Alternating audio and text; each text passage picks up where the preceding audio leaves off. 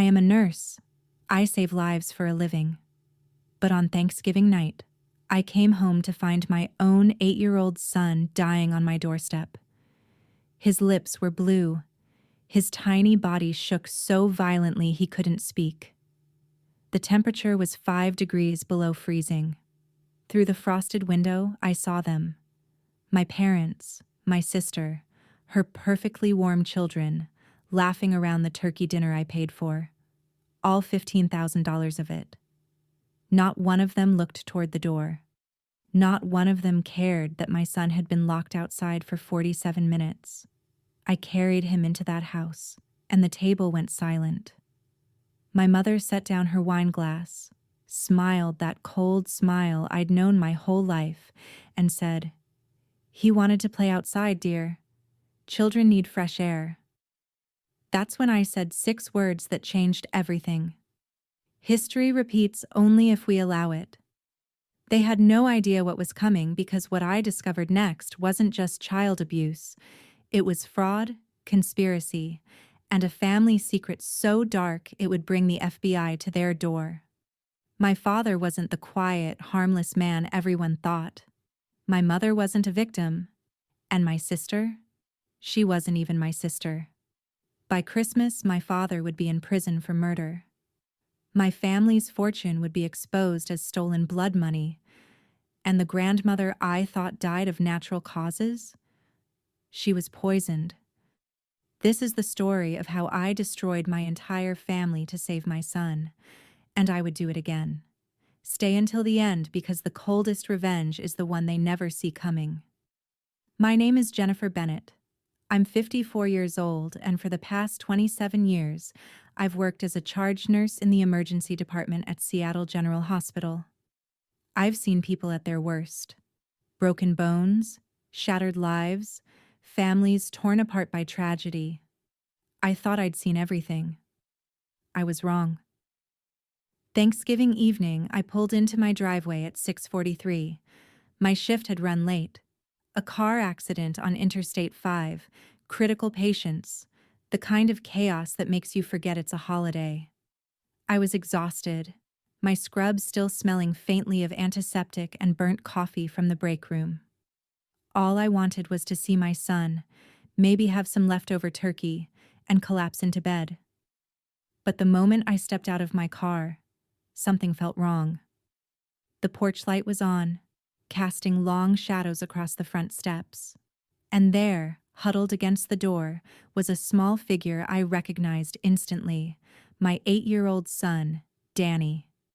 He was wearing a thin gray t-shirt and blue cotton shorts, the pajamas he'd had on this morning when I dropped him off at my parents' house. Nothing else. No coat, no shoes, just a little boy curled into himself, shaking so hard I could see it from 15 feet away. The temperature was 28 degrees. I'd heard the weather report on my drive home. Record cold for November in Washington. Wind chill dropping it even lower. I ran. My nursing bag hit the ground somewhere behind me, contents spilling across the frozen driveway. "Danny." My voice cracked. He didn't respond. By the time I reached him, I was already shrugging out of my coat. His lips were blue, not the pale blue you see in movies, but a deep, dusky cyanosis. That meant his body was shutting down, prioritizing his core organs over his extremities. His skin was mottled and waxy. When I wrapped my coat around him and pulled him against my chest, his body was so cold it felt like holding a block of ice wrapped in skin. "Mommy," he whispered, but his jaw was chattering so violently the word came out broken. I pressed my fingers against his neck, finding his pulse. It was thready and fast. His heart was working overtime, trying desperately to warm blood that was too cold to warm. I've been a nurse long enough to know what mild hypothermia looks like. This was bordering on moderate. Another hour and we'd be talking about brain damage, cardiac arrest, death. Through the frosted window beside the front door, I could see them. All of them. My parents sat at the head of the dining table. My father carving the turkey with ceremonial precision. My mother raising a wine glass in some kind of toast. My sister Chloe was there with her 3 children, all dressed in their Thanksgiving best, the girls in velvet dresses, the boy in a tiny suit vest. They were laughing. Someone said something funny, and my mother threw her head back in that practiced, elegant laugh she saved for company. The table was beautiful. Candles flickered in silver holders. The good china gleamed under the chandelier. I recognized the centerpiece. Fresh flowers, probably $200 worth. I recognized the wine, a Bordeaux my father had been saving for a special occasion. And I definitely recognized the turkey, golden and massive, surrounded by all the trimmings. I'd paid for every bit of it. $15,000 wired from my checking account 2 weeks ago when my mother called and said, "Margaret, darling, we want to host Thanksgiving this year. Really do it right, but money's a bit tight. You know how it is. Could you help us out? For the family?" I'd said yes. I always said yes. Now my son was freezing to death on the porch while they feasted on my money. I held Danny tighter, feeling his heartbeat against my ribs. Too fast, too weak. And that's when the memories hit me, uninvited and visceral. I was 7 years old, standing in our backyard in February, snow piled up past my knees. I'd gotten a B on a spelling test, and my mother said I needed to learn responsibility. She locked the back door. I stood out there for an hour, crying, pounding on the glass. When she finally let me in, I couldn't feel my feet. She handed me a towel and said, "Cold builds character, Margaret. Your grandmother taught me that. Someday you'll thank me." I never thanked her. I'd buried that memory so deep I'd almost convinced myself it never happened. But standing here, holding my frozen son, I understood something with perfect, terrible clarity. This wasn't discipline. It never had been. This was a pattern, a legacy of cruelty passed down like a family heirloom. My grandmother had done it to my mother. My mother had done it to me. And now they had done it to Danny. The cycle ended here. My hands were shaking, not from cold, but from rage so pure it felt like clarity. I stood up, Danny still wrapped in my coat, his face buried against my shoulder. I walked to the front door. I didn't knock. I didn't ring the bell. I used my hip to push down the handle, and I kicked the door open so hard it slammed against the interior wall. Every face at that table turned toward me. My mother's smile froze in place. My father's carving knife stopped mid-slice. Chloe's mouth formed a perfect O of surprise. I looked at each of them. These people I'd called family. These people I'd loved and feared and tried so hard to please. My voice, when I spoke, was quiet but steady. History repeats only if we allow it. My mother's face shifted from surprise to annoyance, like I'd interrupted an important conversation with trivial drama. She opened her mouth to respond. But before she could speak, Danny's small voice cut through the silence, each word broken by violent shivers. Grandpa said, "You deserved it too, Mommy." I carried Danny straight through the dining room, past the table laden with food I'd paid for, past the family who'd left him to freeze. His body was still trembling against mine, small fingers clutching my scrubs like I might disappear if he let go. "Margaret, really," my mother said, setting down her fork with deliberate precision. Her voice had that quality I knew too well. Silk wrapped around steel, smooth on the surface but sharp enough to cut. "He wanted to play outside. Children need fresh air. You're making a scene." I stopped walking, turned slowly. The entire table was staring at me, but not with concern, not with guilt or shock or horror. They looked at me the way you'd look at someone who'd just committed a social faux pas, tracking mud across a white carpet. "Fresh air," I repeated. My voice sounded strange in my own ears. Too calm, too quiet. In 28-degree weather? For how long? My mother's expression didn't change. She'd perfected that look over decades.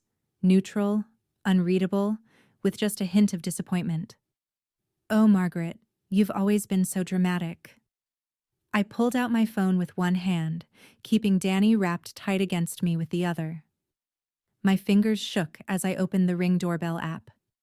I'd installed the camera 3 months ago, mostly to see when packages were delivered.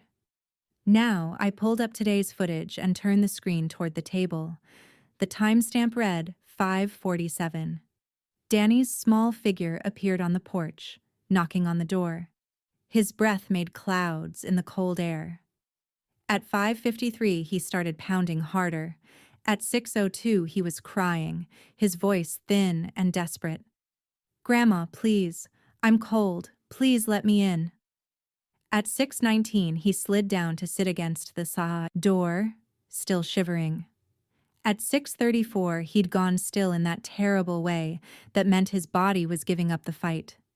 47 minutes. My son had been locked outside for 47 minutes. I hit the record button on my phone's audio app and slipped it back into my pocket, screen side in. If I'd learned anything in 27 years of nursing, it was this: document everything. "He was banging on the door," I said. "Crying. You heard him." Chloe, my younger sister, rolled her eyes in that particular way she'd perfected as a teenager and never outgrown. She was 32 now, still living off our parents' generosity, still treating me like I was the problem. "God, Meg, you always exaggerate everything. Look at him. He's fine. Kids are resilient." "His core temperature is probably 92 degrees, I said flatly. "Another hour and we'd be talking about brain damage." "See?" Chloe gestured at me with her wine glass, Bordeaux sloshing dangerously close to the rim. "Dramatic. You're a nurse, not a doctor. You're not even his mother half the time. You're always at work." The words hit exactly where she'd aimed them, the eternal working mother's guilt, weaponized and deployed with surgical precision. My father cleared his throat. Thomas Bennett, 69 years old, retired pharmacist, church deacon, respected community member. He'd spent 40 years behind a pharmacy counter dispensing medications and advice in equal measure, wearing starched white coats and an expression of benevolent authority. He leaned back in his chair now, fingers steepled, voice hard as granite. "Margaret, my mother taught me this method. Her mother taught her. It's tradition."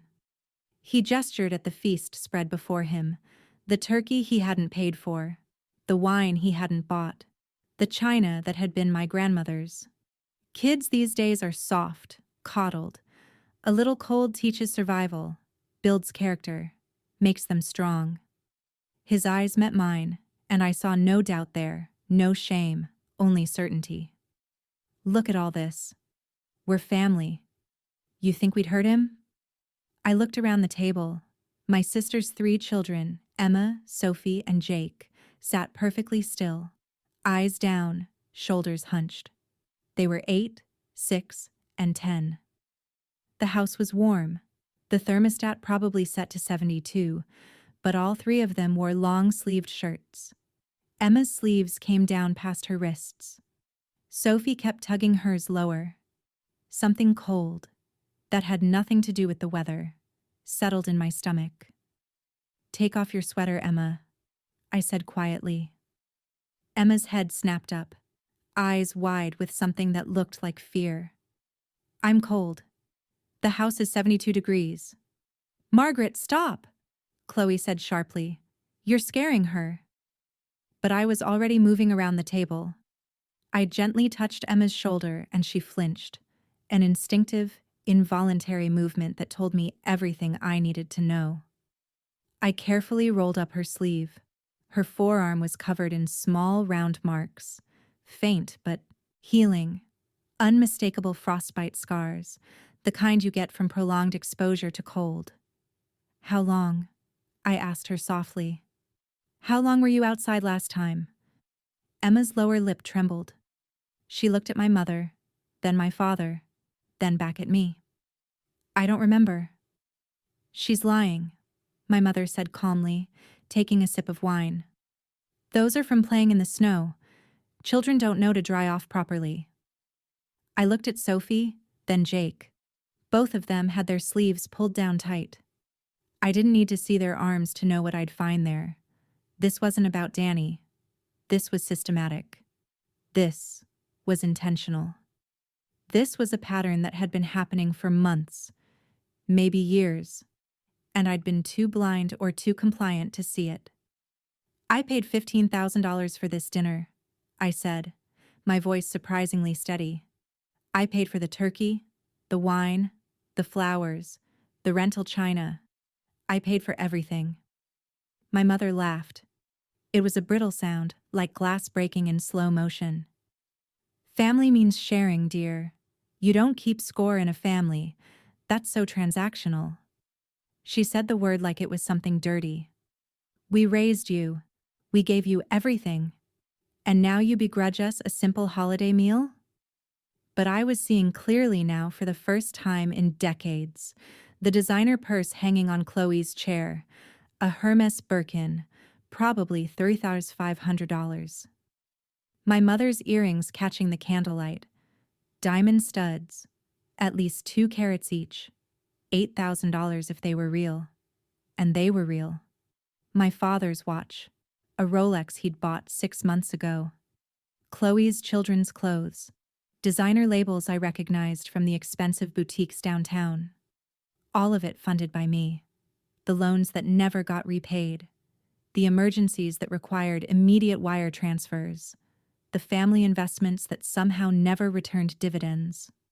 I'd been their ATM for years, dispensing cash on demand, never questioning, never pushing back.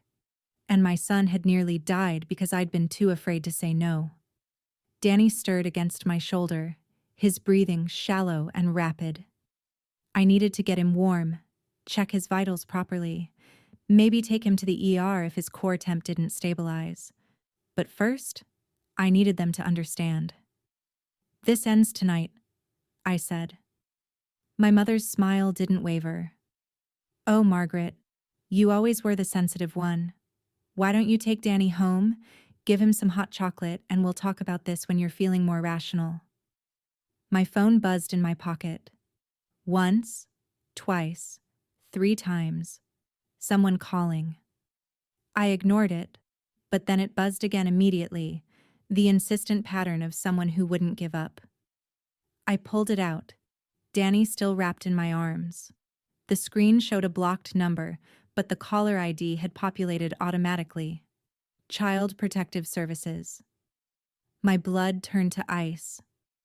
I stared at the screen, my thumb hovering over the answer button. Child Protective Services calling me on Thanksgiving night. My father's face remained impassive, but I caught the flicker, just a fraction of a second, of something that might have been satisfaction. My mother continued cutting her turkey with surgical precision, each movement deliberate and controlled. They knew. Somehow, they already knew CPS would be calling. I let it go to voicemail and slipped the phone back into my pocket, the recording still running. Danny's breathing was evening out slightly, his shivering less violent now that my body heat was transferring to him, but he needed proper warming. Blankets, warm fluids, medical assessment. Yet, I couldn't leave. Not yet. Because I suddenly understood that walking out this door meant stepping into a trap that had already been set. You called them, I said. It wasn't a question. My mother looked up, and her expression was one of gentle concern, the kind a loving grandmother might wear when worried about her daughter's mental state. Called who, dear? Don't. The word came out harder than I intended. Don't do that. Don't pretend you don't know exactly what I'm talking about. Chloe set down her wine glass with an exaggerated sigh. Here we go. Everything's always a conspiracy with you, Meg. You see villains everywhere. It's exhausting. Is it? I looked at her directly. This sister I'd protected and enabled for 3 decades. Tell me, Chloe, when was the last time you paid for anything yourself? Your mortgage? Your car payment? Emma's private school tuition? Her face flushed. That's none of your business. It became my business when my money started paying for it. I shifted Danny's weight, feeling his small body pressed against mine. The $15,000 I sent for this dinner, where did it actually go? Margaret. My father's voice held a warning note, the same tone he'd used when I was a child and had asked questions I wasn't supposed to ask. We're family. We don't interrogate each other about finances like we're strangers. It's unseemly. Unseemly, I repeated. The word tasted bitter. You know what's unseemly? Leaving a child outside to freeze while you eat a meal his mother paid for. That's unseemly. My mother dabbed at her mouth with a linen napkin, each movement theatrical in its precision. You're upset. We understand. But darling, you're seeing malice where there's only love. Danny was being disciplined. He refused to share his toys with his cousins. He needed to learn that selfishness has consequences. I looked at Emma, Sophie, and Jake again. They hadn't moved. They sat frozen in their chairs, forks in hand, eyes fixed on their plates like prisoners waiting for sentencing. The long sleeves in a warm house, the frostbite scars hidden beneath fabric. The fear in Emma's eyes when I'd asked her a direct question. How many times? I asked my mother. How many times have you done this to them? Margaret, you're being hysterical. My mother's voice remained level, reasonable, the voice of sanity confronting delusion. We're raising them properly, with discipline, with structure, the way we raised you. And look how well you turned out. You're a successful nurse. You own your own home. You're independent and strong. I'm damaged, I said quietly. I spent 30 years thinking I was broken because I couldn't handle normal discipline. I went to therapy. I took medication for anxiety. I thought there was something wrong with me. Danny's heartbeat was steadier now against my chest, but I could feel him listening, absorbing every word. But there wasn't. There isn't. What you did to me wasn't discipline. It was abuse. My father stood up, his chair scraping against the hardwood floor. He was a tall man, still imposing at 69, and he used his height the way he'd always used it, to intimidate, to dominate, to remind everyone who held the power. That's enough. You will not come into our home and make accusations. We have done nothing but love you and support you. We took Danny for the day so you could work. We fed him. We cared for him. You locked him outside in freezing weather. We taught him a lesson about behavior and consequences. My father's voice was granite now, hard and unyielding. My mother taught me this. Her mother before her.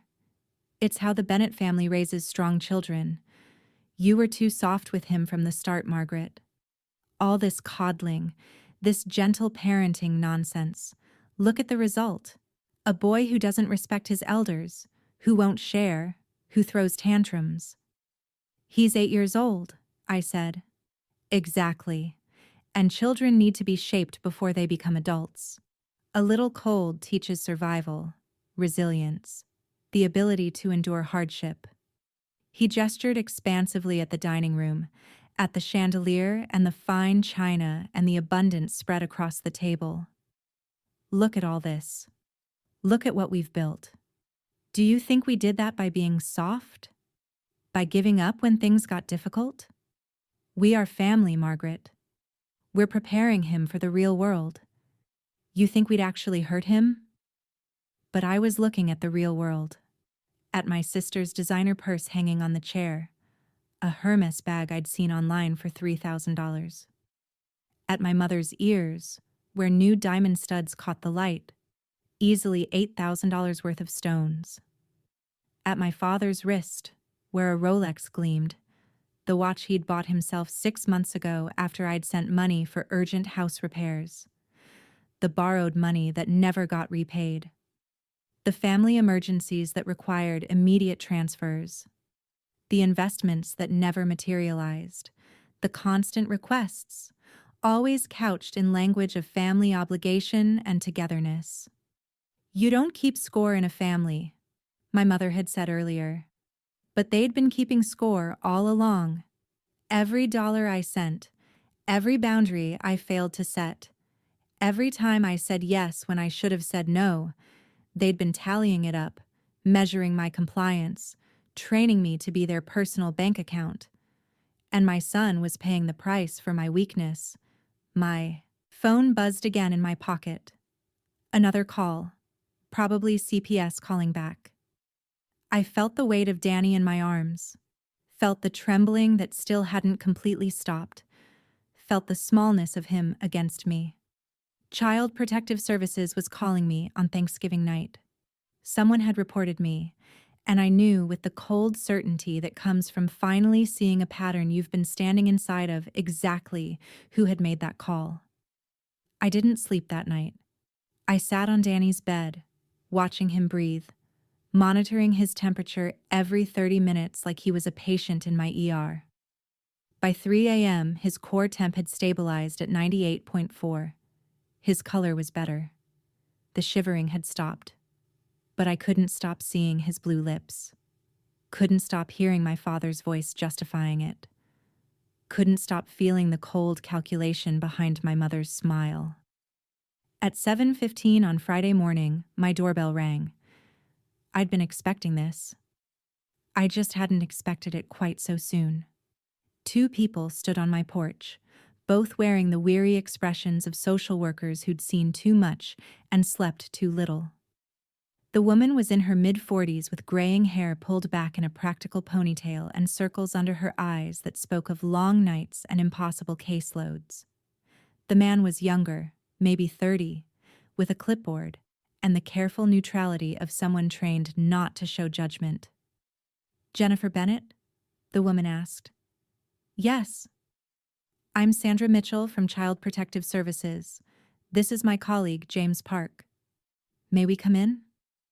I stepped aside and let them enter. Danny was still asleep upstairs. I'd already called the hospital and taken a personal day. Whatever was about to happen, I needed to be present for it. Sandra sat on my couch and opened a folder. "Ms. Bennett, we received a report yesterday evening about your son being left outside in cold weather. The report came from your neighbor, Ruth Morgan."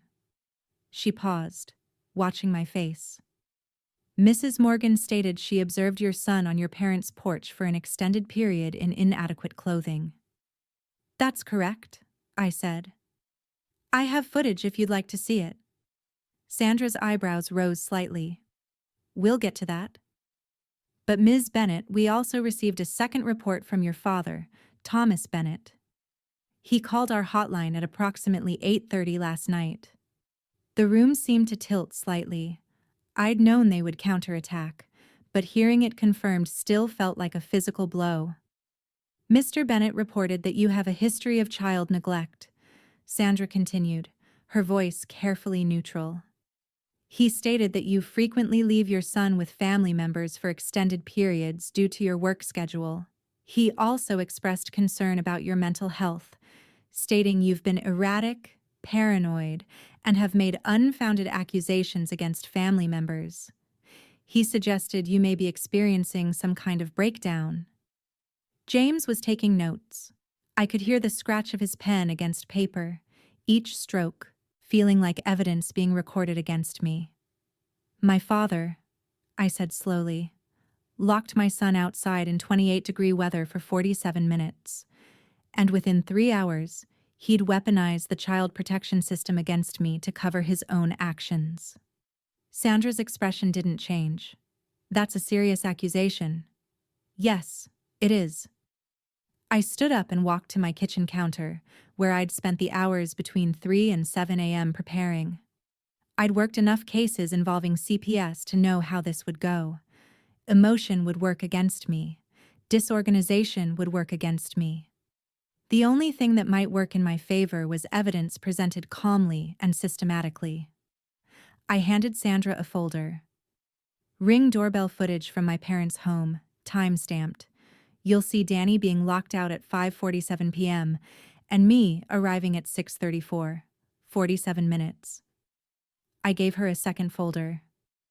Text messages from my mother from yesterday morning, asking me to drop Danny off early because she wanted extra time with her grandson. I wasn't scheduled to work until noon, but she specifically requested he arrive by 9 a.m. Sandra was paging through the documents, her expression shifting from neutral to focused. Here's Danny's complete medical records from his pediatrician, I continued, handing over a third folder. No history of neglect concerns, no missed appointments, all vaccinations current. And here's my employment record from Seattle General Hospital, 27 years charge nurse, no disciplinary actions. My supervisor provided a reference letter. It's in there. James had stopped writing. He was watching me with something that might have been respect. I also have a statement from Ruth Morgan, I said. She's my neighbor at my parents' address. She lives next door to them. I called her last night after I got home. She confirmed she made the report to CPS after watching Danny on the porch for over half an hour. She tried knocking on my parents' door herself, but they didn't answer. Sandra closed the folders and looked at me directly. Ms. Bennett, you seem very prepared for this conversation. I'm a nurse, I said simply. I document everything. It's how I stay alive in a profession where one mistake can cost someone their life. She nodded slowly. Most parents we visit aren't this organized. Most are emotional, defensive, unprepared. Most parents haven't spent 27 years navigating hospital bureaucracy and legal liability. I sat back down across from her. Sandra, I know what this looks like from your perspective. Competing reports, family conflict, he said, she said. But the evidence doesn't lie. My son was locked outside in freezing weather by his grandparents. That's child endangerment. My father calling you 3 hours later to accuse me of neglect isn't concern. It's strategy. Sandra exchanged a glance with James. Something unspoken passed between them. Ms. Bennett, Sandra said carefully, your parents have been respected members of this community for over 30 years. Your father is a church deacon. They have no history with our agency. This is their first time being reported. There it was. The institutional bias I'd been expecting. Status as armor, reputation as shield. And my son has frostbite, I said quietly. Not from playing in the snow, from being deliberately locked outside as punishment. Does his pain matter less because my father volunteers at church? Sandra's jaw tightened. That's not what I'm saying. But it's what you're thinking. It's what this investigation will reflect. My parents standing in the community will be weighed against the evidence, and institutions protect people with status, not 8-year-old children. James spoke for the first time. Ms. Bennett, we take all reports seriously. I'm sure you do, and I'm sure this will require an extensive investigation, interviews with all family members, weeks of back and forth. Meanwhile, my son has been traumatized, and my parents have learned that the system can be weaponized to silence victims. Sandra stood up, gathering the folders. We'll review this evidence. We'll interview your son when he wakes up, if that's acceptable to you. And yes, we'll need to speak with your parents and other family members. This investigation will be thorough. How thorough? I asked. Thorough enough to check my nieces and nephews for frostbite scars? Thorough enough to question why 3 children were wearing long sleeves in a 72-degree house on Thanksgiving? Sandra paused at the door. We'll be in touch, Ms. Bennett. After they left, I stood at the window watching their car pull away. I'd done everything right, presented evidence, stayed calm, documented thoroughly, and it wouldn't matter. Not enough. Not yet. Because Thomas and Patricia Bennett had 30 years of community goodwill, and I had 47 minutes of doorbell footage. The system was designed to move slowly, to investigate carefully, to protect the accused as much as the victim.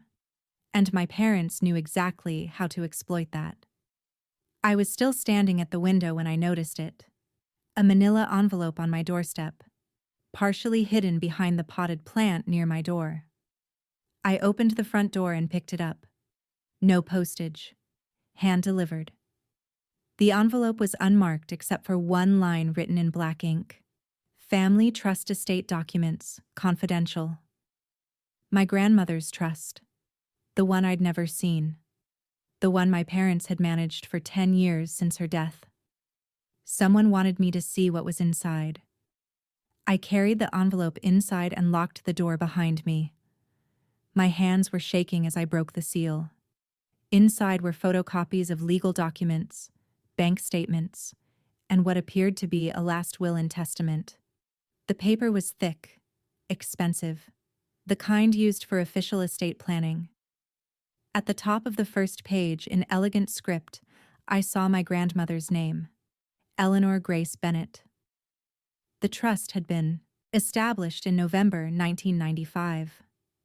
I was 25 then, fresh out of nursing school, working night shifts and living in a studio apartment that smelled like mildew. I remembered my grandmother calling me that month, her voice warm and conspiratorial. "Margaret, darling, I've set something up for you, for your future. Your father will explain when the time is right." He never had. I spread the documents across my kitchen table, my nurse's brain automatically organizing them by date and category. The original trust document listed the initial value, $1,200,000. My grandmother had been widowed young, invested wisely, and lived modestly. According to the terms laid out in careful legalese, I was designated as the primary beneficiary. My parents were named as trustees, responsible for managing the funds until I turned 55. I'm 54. I would turn 55 in 4 months, in June. My heart started pounding as I flipped through the pages. According to the trust agreement, on my 55th birthday, full control should have transferred to me automatically. The trustees were required to provide a full accounting and release all assets within 30 days. I'd never received a phone call, never gotten a letter, never seen a single document until this moment, standing in my kitchen holding papers that someone had anonymously left on my doorstep. The bank statements were paper-clipped together, covering the past 5 years. I ran my finger down the withdrawal column, and my stomach turned over. $8,000 for community Thanksgiving event in November 2023. $12,000 for Winter Hearts Fund in January 2024. $6,500 for family emergency relief in March. Another $10,000 for church building campaign in May. The withdrawals went on, page after page, each one authorized with a trustee signature. Every signature was my father's. I grabbed my phone and called the bank listed on the statements. After navigating through automated menus and waiting on hold for 12 minutes, I finally reached a human being. First National Trust Services, this is Kelly speaking. My name is Jennifer Bennett. I'm the beneficiary of the Eleanor Bennett Family Trust. I need information about recent transactions. There was a pause, the sound of typing. Can you verify your social security number and date of birth? I provided both. More typing. Ms. Bennett, I see the account. However, according to our records, you're not authorized to make inquiries. The account is managed by the trustees, Thomas and Patricia Bennett. I turn 55 in 4 months, I said, keeping my voice level. According to the trust documents I'm looking at, control should have transferred to me. More typing. A longer pause. Ms. Bennett, I'm not seeing any transfer of authority in our system. The trustees are still listed as the primary account managers. If you believe there's been an error, you'll need to contact the trust administrator or have your attorney submit the appropriate paperwork. Who's the trust administrator? Let me see. The notary and financial advisor of record is Elaine Morrison. She's been the administrator since the trust was established. My mouth went dry. Pastor Elaine Morrison. I don't have a title listed, just the name. Is there anything else I can help you with today? I thanked her and hung up.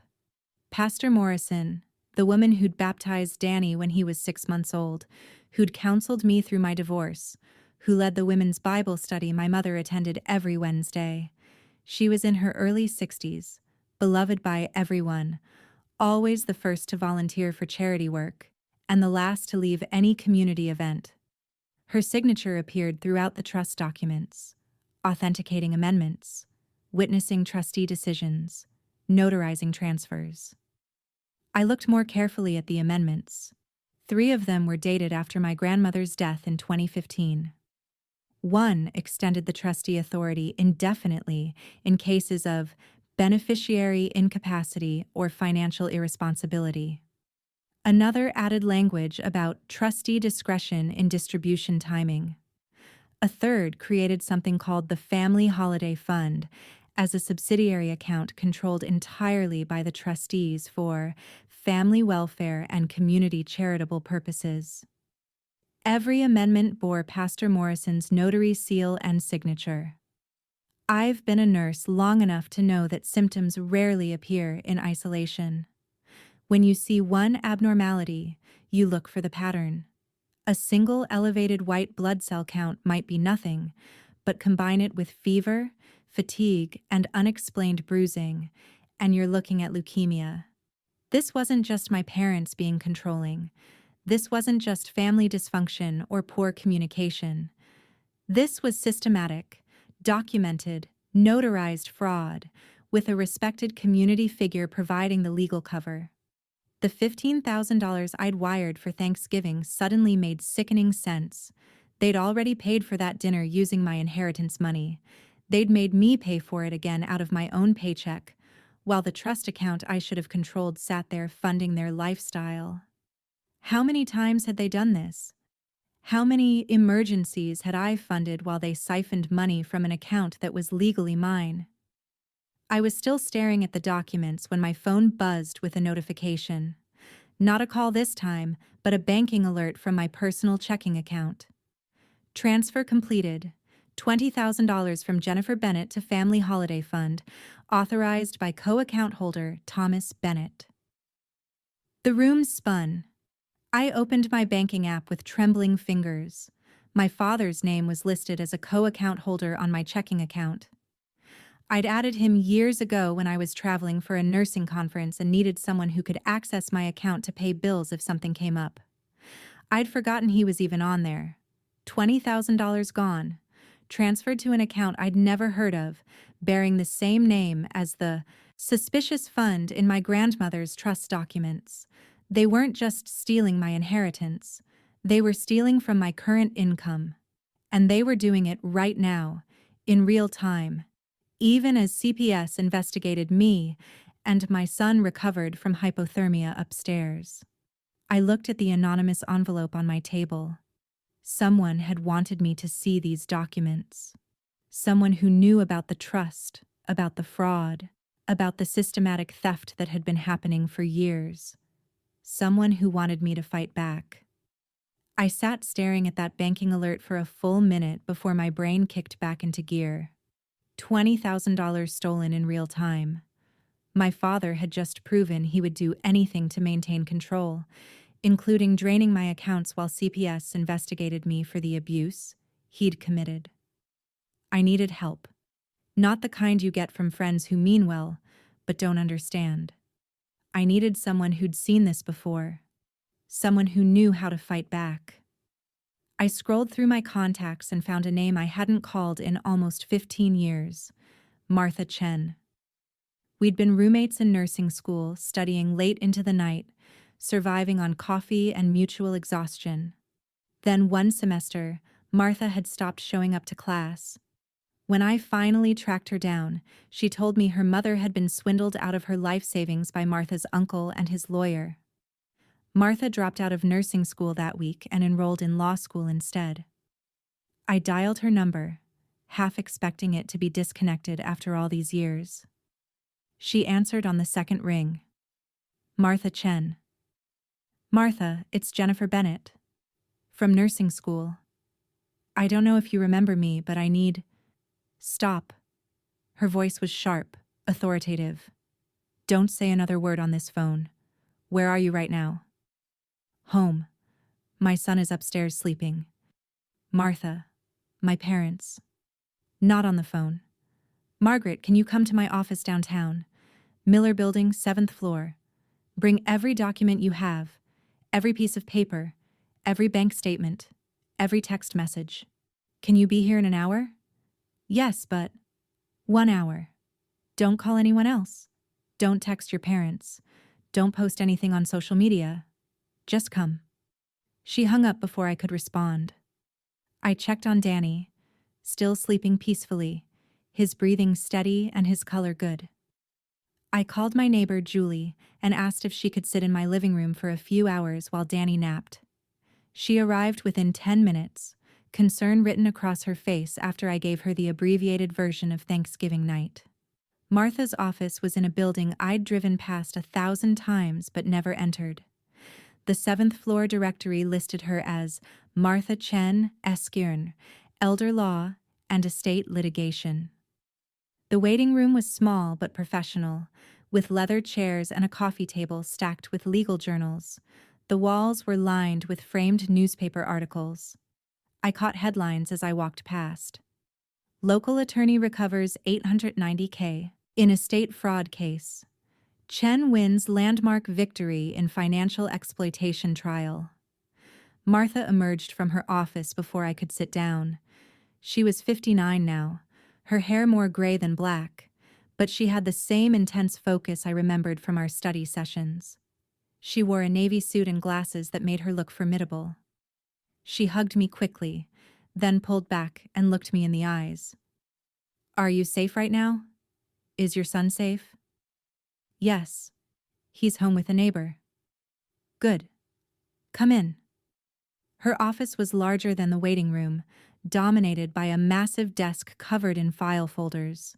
Behind her, floor-to-ceiling shelves held legal books and case files.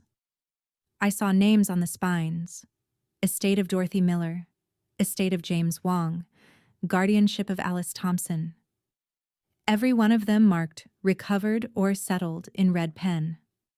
Sit, Martha said, gesturing to a chair across from her desk. Tell me everything. Start with Thursday night. I talked for 30 minutes straight, the words spilling out in a rush, the frozen sun, the gaslighting family, the CPS call, the trust documents, the $20,000 theft this morning. Martha listened without interrupting, taking notes in rapid shorthand. When I finished, she set down her pen and looked at me with an expression I couldn't quite read. Margaret, I'm going to say something that might be hard to hear. Your parents aren't just controlling or difficult, they're criminals who happen to share your DNA. The words should have felt shocking. Instead, they felt like relief. I know, I said quietly. Good, because the first rule of fighting family fraud is this: document everything. The second rule, assume nothing. Don't assume they'll stop. Don't assume they have limits. Don't assume anyone else will protect you. And the third rule, trust the pattern. One incident might be a mistake. 2 might be coincidence. 3 or more is a system. For the next 4 hours, we built what Martha called the foundation. She photographed every document I'd brought with me, uploaded them to a secure cloud server, then helped me create a spreadsheet with every suspicious transaction from the trust statements. We built a timeline starting from my grandmother's death in 2015, tracking every withdrawal, every amendment, every time my parents had asked me for money. The pattern was undeniable. Major trust withdrawals corresponded exactly with periods when my parents had claimed financial hardship and asked me for help. The $15,000 Thanksgiving dinner I'd funded, the trust had distributed $12,000 for community Thanksgiving event the same week. They made you pay twice, Martha said flatly. Used your inheritance to fund it, then guilted you into paying again out of your salary. She pulled up the IRS nonprofit database on her computer and searched for Family Holiday Fund. Nothing. This fund doesn't exist as a registered charity. Every dollar they collected under that name is potentially tax fraud. I watched her work. This woman who'd transformed her own family trauma into expertise, and felt something shift inside me. I'd spent my whole life being the good daughter, the responsible one, the person who said yes because saying no meant conflict. But good daughters don't let their sons freeze. Responsible people don't enable theft. As the sun set outside Martha's window, casting long shadows across her desk, I looked at the mountain of evidence we'd assembled and felt the weight of what came next. Martha, I said slowly, they're still my parents. If we do this, if we pursue this, my father could go to prison. How do I live with that? She took off her glasses and rubbed her eyes. When she looked at me, her expression was gentle but unflinching. You're not sending him anywhere, Margaret. You're revealing the truth. He built his own prison with his choices. Every fraudulent signature, every stolen dollar, every time he locked a child outside in the cold. Those were his decisions. She leaned forward. And Margaret, he called CPS on you. He was willing to destroy you, to potentially have your son taken away, to protect himself. That's not parental love. That's parasitic survival. I thought of Danny's blue lips, the way his small body had trembled against mine, the 47 minutes he'd spent crying and banging on a door that wouldn't open. What do we do next? I asked. Martha's phone rang before she could answer. She glanced at the screen, then at me, her expression shifting to concern. It's Seattle General Hospital, your employer. She answered on speaker. This is Martha Chen. Ms. Chen, this is Dr. Patel from the emergency department. We have your client's son, Daniel Bennett, here. He was just admitted with complications from cold exposure. My heart stopped. What do you mean, complications? He was fine when I left. His neighbor was watching him. Dr. Patel's voice was calm but urgent. Your neighbor called 911 about 40 minutes ago. Daniel was having difficulty breathing and developed a fever of 103. We've admitted him to pediatrics. You should come now. Martha was already grabbing her keys. We're on our way. We made it to the hospital in 12 minutes, a drive that should have taken 25. I ran through the ER entrance, my badge still clipped to my purse from years of habit, and the triage nurse waved me through without question. Third floor, pediatrics, room 312. Danny was in a bed, an oxygen cannula in his nose, and an IV line running into his left arm. His cheeks were flushed with fever, his breathing rapid and shallow. Dr. Patel stood beside the bed reviewing a chart, and he looked up when I entered. Margaret, he said. He'd been the attending physician on Thanksgiving night, the one who'd examined Danny in my driveway and cleared him to stay home with monitoring. I'm sorry. This is aspiration pneumonia. The words hit me like a physical blow. I knew exactly what that meant. He aspirated while shivering. Most likely, when the body is hypothermic, it prioritizes core temperature. Muscle control becomes impaired, including the muscles that protect the airway. He probably inhaled saliva or mucus during the severe shivering phase, and bacteria colonized his lungs. His immune system was already compromised from the cold exposure, so it couldn't fight off the infection. I moved to Danny's bedside and took his hand. It was hot, dry. Nothing like the icy flesh I'd held 2 days ago. Treatment protocol: IV antibiotics, oxygen support, fluids. He's stable, but Margaret, we need to talk. Dr. Patel gestured toward the hallway. I squeezed Danny's hand and followed him out, Martha close behind. In the hallway, Dr. Patel pulled up Danny's chart on a tablet. I accessed his complete medical history for the admission.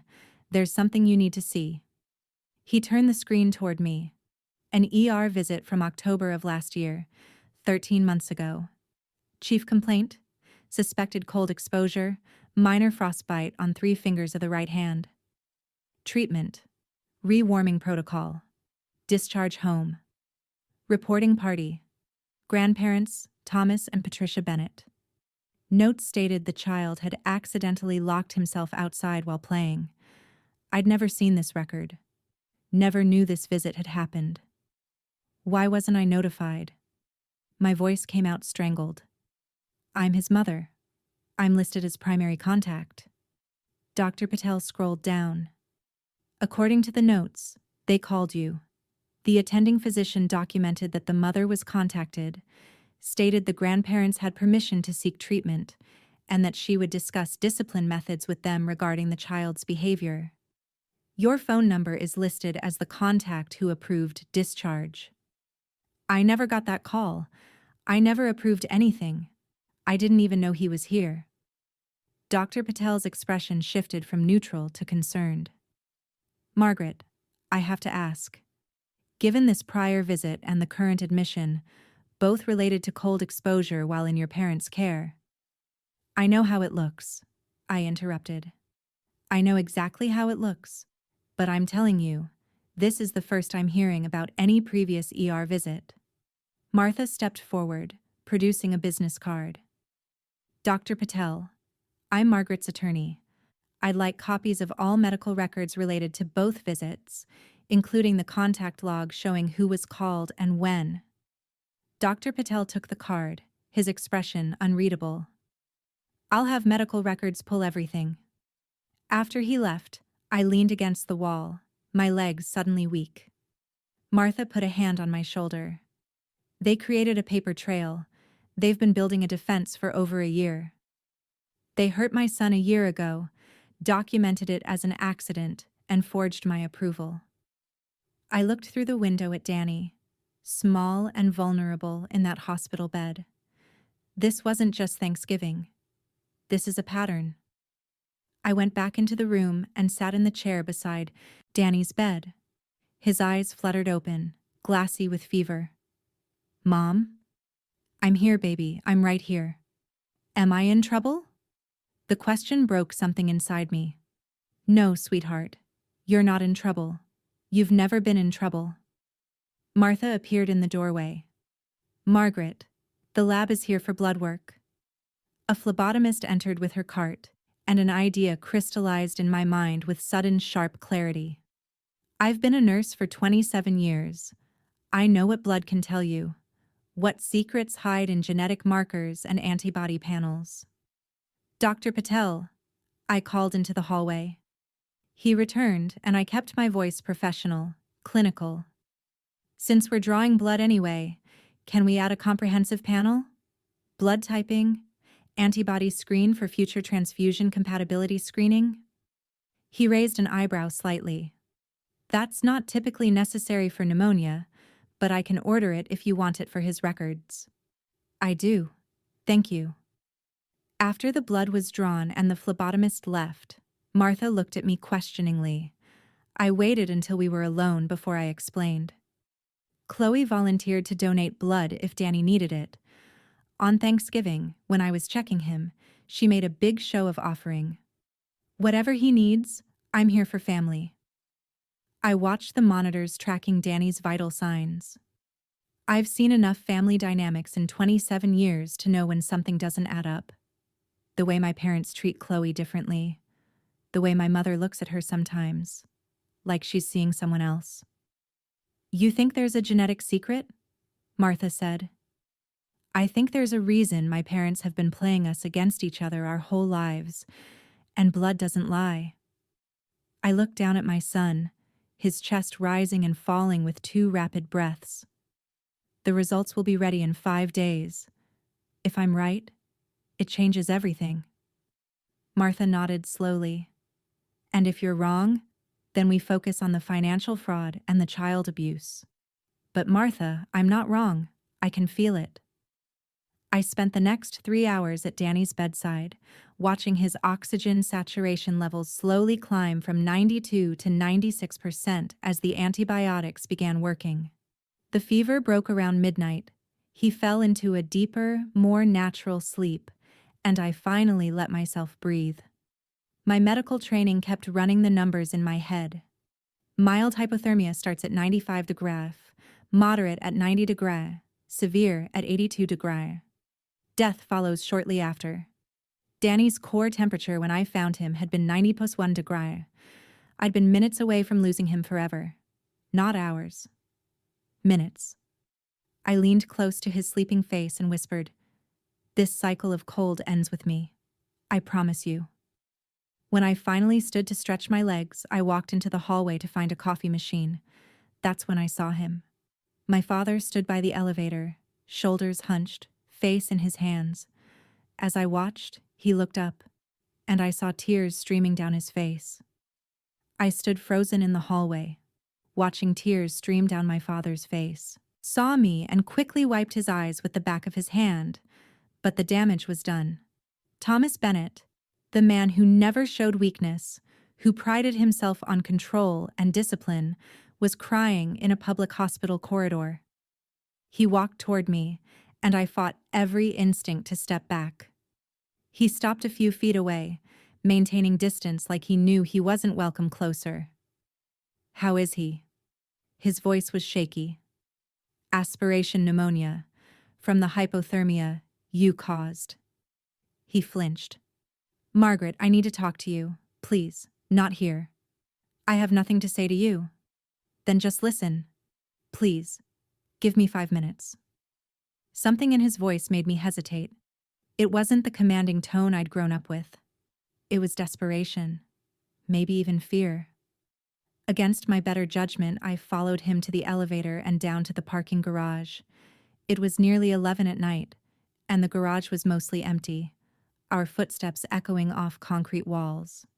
He turned to face me under the harsh fluorescent lights, and I saw what I'd missed in the hallway. He looked 10 years older than he had 3 days ago. The lines around his eyes had deepened. His shoulders sagged. His hands trembled slightly.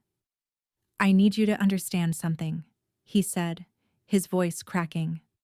"Your mother controls everything, the bank accounts, the church reputation, the family story, every single thing." He laughed, a bitter sound with no humor in it.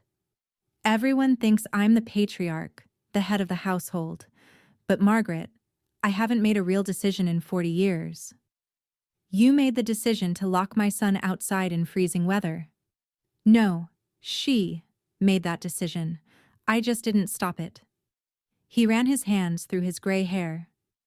"Do you know what it's like to be told every day that you're weak, incompetent, that without her management you'd lose everything? She's been telling me that since we got married. When I disagree with her, she threatens to leave, to tell everyone what a failure I am, to destroy my reputation in the church. My entire identity is wrapped up in being Thomas Bennett, respected community member, church deacon. Without that, I'm nothing." I wanted to feel sympathy. Part of me, the daughter who'd once looked up to this man, wanted to believe him. But I kept hearing Danny's labored breathing 3 floors above us. "She controlled the abuse," I said flatly. "But you participated. You told Danny I deserved it too." His face crumpled. "I was trying to survive. When you go along with her, life is bearable. When you resist, she makes you pay. I've been paying for 40 years. My son almost died. I know." He reached into his jacket pocket and pulled out a small external hard drive. "This is everything. The real accounting ledgers for the trust. The original will before the amendments. Emails between your mother and Pastor Morrison. I've been documenting for 3 years. I stared at the drive in his hand. 3 years? You've been collecting evidence for 3 years? Ever since I realized what really happened to your grandmother. My blood went cold. What do you mean, what really happened? He looked away, jaw clenched. I can't tell you. Not yet. But it's all on here. Financial records, communications, everything you'll need to protect yourself. He pressed the drive into my hand. Promise me you'll use this to protect yourself and your son. I can't protect you anymore. I don't think I ever could. Dad, what happened to Grandma? But he was already walking away, shoulders hunched, moving like a man headed to his own execution. He disappeared into the stairwell, and I was left standing alone in the parking garage, holding a hard drive that suddenly felt very heavy. I went back upstairs to check on Danny one more time before leaving. He was sleeping peacefully, his oxygen levels holding steady at 97%. I kissed his forehead and drove to Martha's office. She'd given me a key and told me to come back anytime, day or night. It was nearly midnight when I plugged the hard drive into her computer. A password prompt appeared immediately.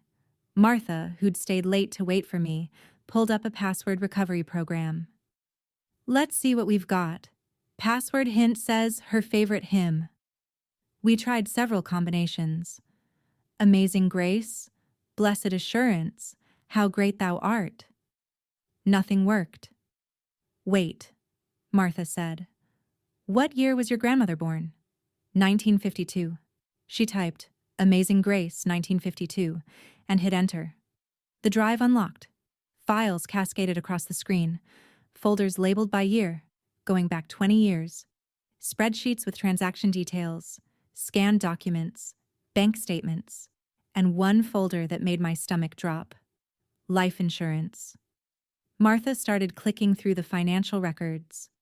Every withdrawal from the trust was documented here, with the real purposes listed beside the official ones. Community Thanksgiving event was actually Chloe's credit card debt. Winter Hearts Fund was actually new car for Patricia. Family emergency relief was actually vacation to Aruba. 20 years of systematic theft, meticulously documented.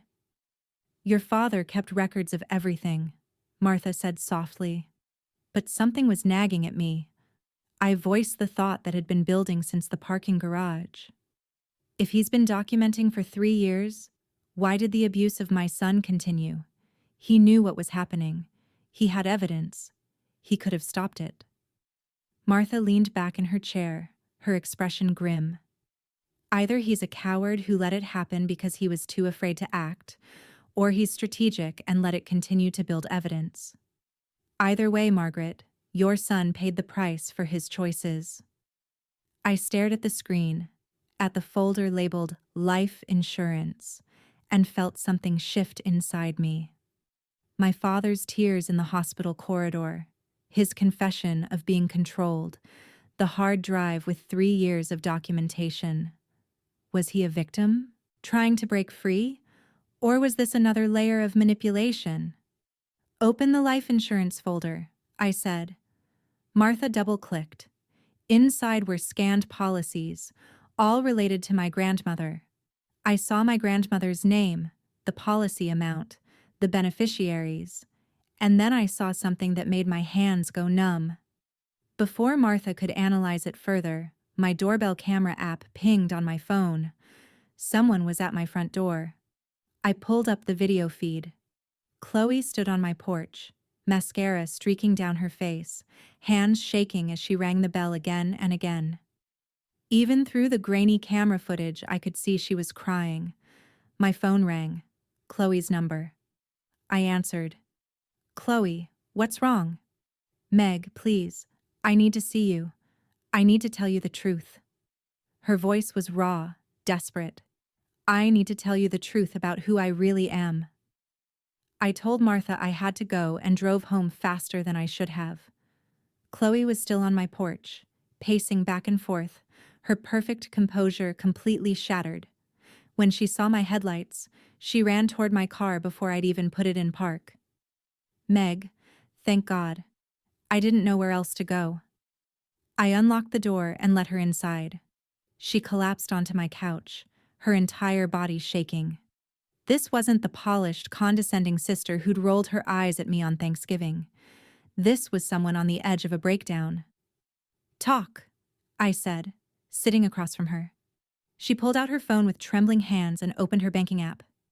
I need you to see something. She scrolled through credit card statements and my stomach turned. Chase, 14,327. American Express, 11,899. Discover, 8,456. Capital One, 6,234. Bank of America, 48.99. City, 20,156. The numbers kept coming. A cascade of debt that totaled $47,000. Chloe, what is this? This is what it costs to be Mom's perfect daughter.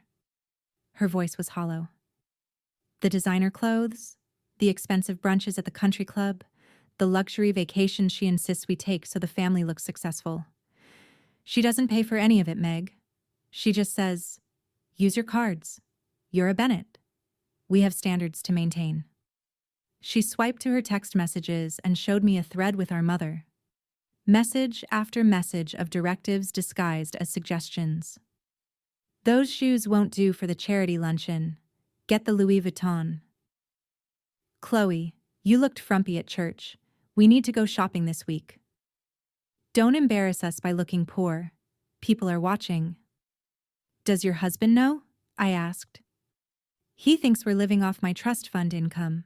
That's what Mom told me to tell him. She laughed bitterly. There is no trust fund income, Meg. There never was. It's all a lie Mom created to explain our lifestyle. The trust money goes to her and Dad. I get debt and the privilege of looking successful. I felt something cold settle in my chest. How long has this been going on? Since I got married. 12 years. She wiped, her eyes, smearing mascara across her cheek. I tried to stop. 3 years ago, I told Mom I couldn't keep spending like this. She said if I embarrassed the family by dressing like a peasant, she'd make sure everyone knew what a failure I was. She'd tell my husband about the debt. She'd tell the church I was stealing from the family. She'd destroy me. So you stayed trapped. Just like me. Just like Dad. She traps all of us. Chloe took a shaky breath. But Meg, there's something else. Something worse. She opened a different app and pulled up a group text thread. You were never added to this chat. It's just Mom, Dad, me, and Pastor Morrison. I took her phone and started reading. The messages were clinical, calculating, devoid of any warmth or family feeling. My mother's texts referred to me as the spare wallet and our insurance policy.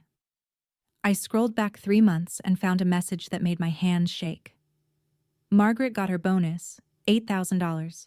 Time for a family emergency. My father's response. What's the emergency this time? My mother. Doesn't matter. She'll pay regardless. Pastor Morrison. I can create documentation for the trust if needed. I kept scrolling, my vision blurring with rage. A message from last week, just before Thanksgiving. If she resists the Thanksgiving cost, Thomas will use the grandson card. She always breaks for the child. They'd planned it. Every guilt trip, every manipulation, every carefully orchestrated crisis. They discussed it in a group chat like they were strategizing a business deal. Meg, I'm so sorry. Chloe was crying openly now. I should have told you years ago, but I was scared and weak, and I told myself you were okay. You had your career. You were strong enough to handle it. I set the phone down carefully, afraid I might throw it otherwise. Something inside me was crystallizing, shifting from grief and shock into something colder and more focused. Strategic clarity. There's more, Chloe said, her voice urgent now. This Sunday, they're holding a huge fundraiser at the church, the Winter Hearts Charity Gala. They've been promoting it for weeks. Winter Hearts, I repeated. The name from the fake fund in the trust documents. They're using Grandma's name and your nursing credentials. The whole community is coming. They're expecting $50,000 in donations. Chloe leaned forward. Meg, they're using your name. The flyer says, sponsored by the Bennett Family Legacy. And it has your photo, the one from when you got that Nursing Excellence Award last year. Mom told everyone you're organizing it.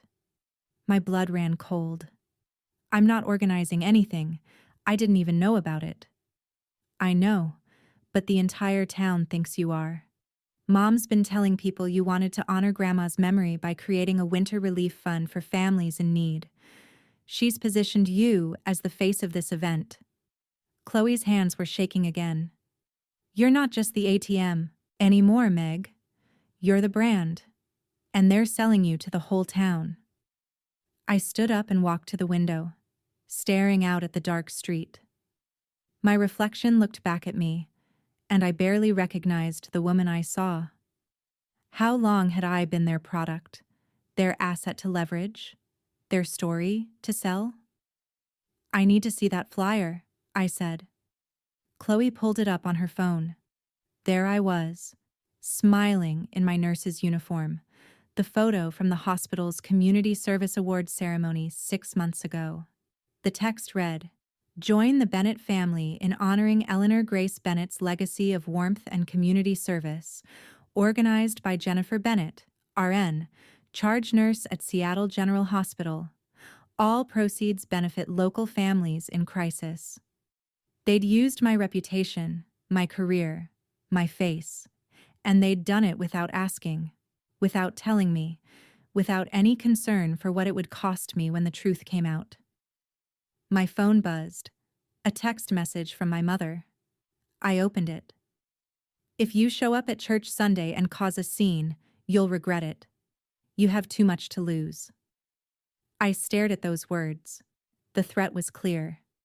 If I confronted them publicly, they'd destroy my nursing career, my reputation, everything I'd built over 27 years. They'd paint me as unstable, vengeful, a liar trying to ruin a respected family's charitable work. But as I stood there, holding my phone with Chloe crying on my couch and my son in a hospital bed 3 miles away, I realized something important.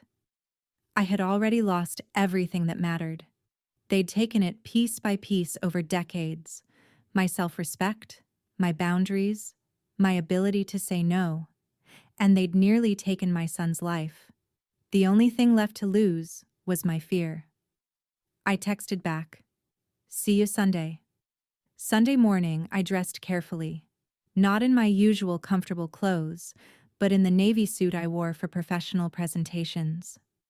I wanted to look like what I was, a charge nurse with 27 years of experience, someone who knew how to stay calm in a crisis.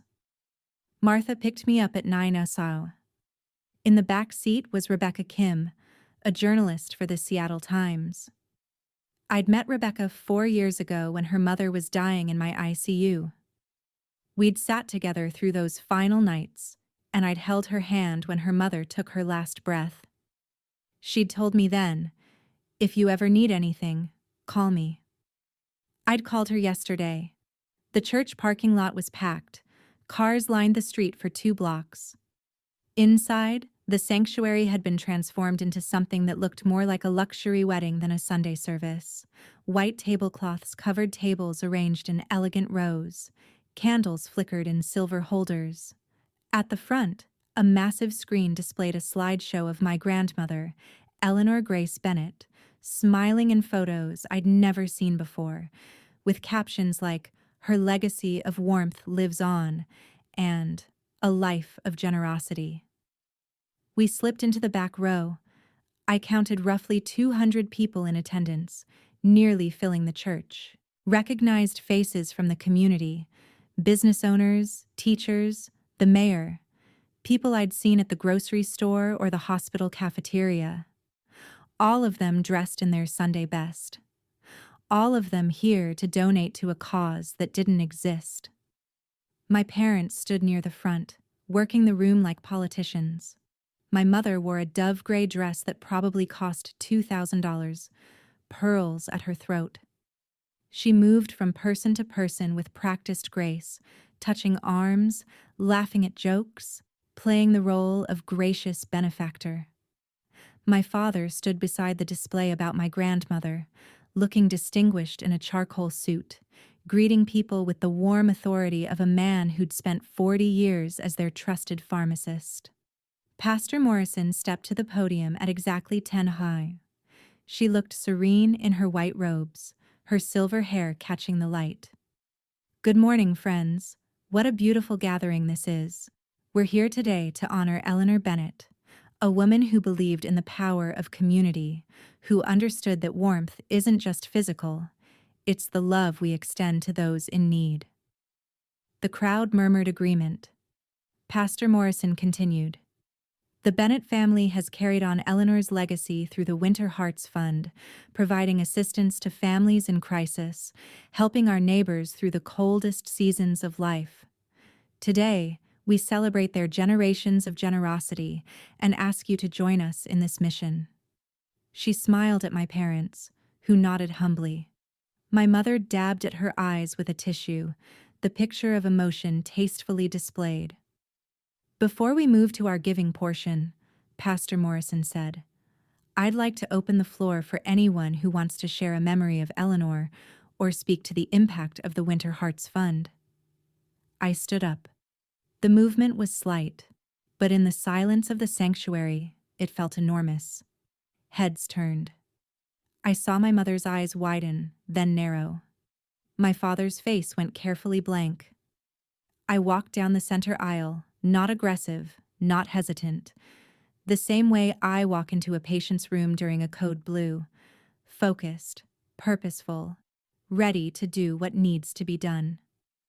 Martha and Rebecca followed at a distance, Rebecca with her phone already recording. I'd like to share my grandmother's real voice today, I said when I reached the front. My voice carried in the acoustics of the sanctuary. Most of you knew her as generous, warm, loving. But there's something you haven't heard. I pulled out my phone and connected it to the church's audio system. The pastor had left it open, probably expecting someone to play a song or read from a prepared statement.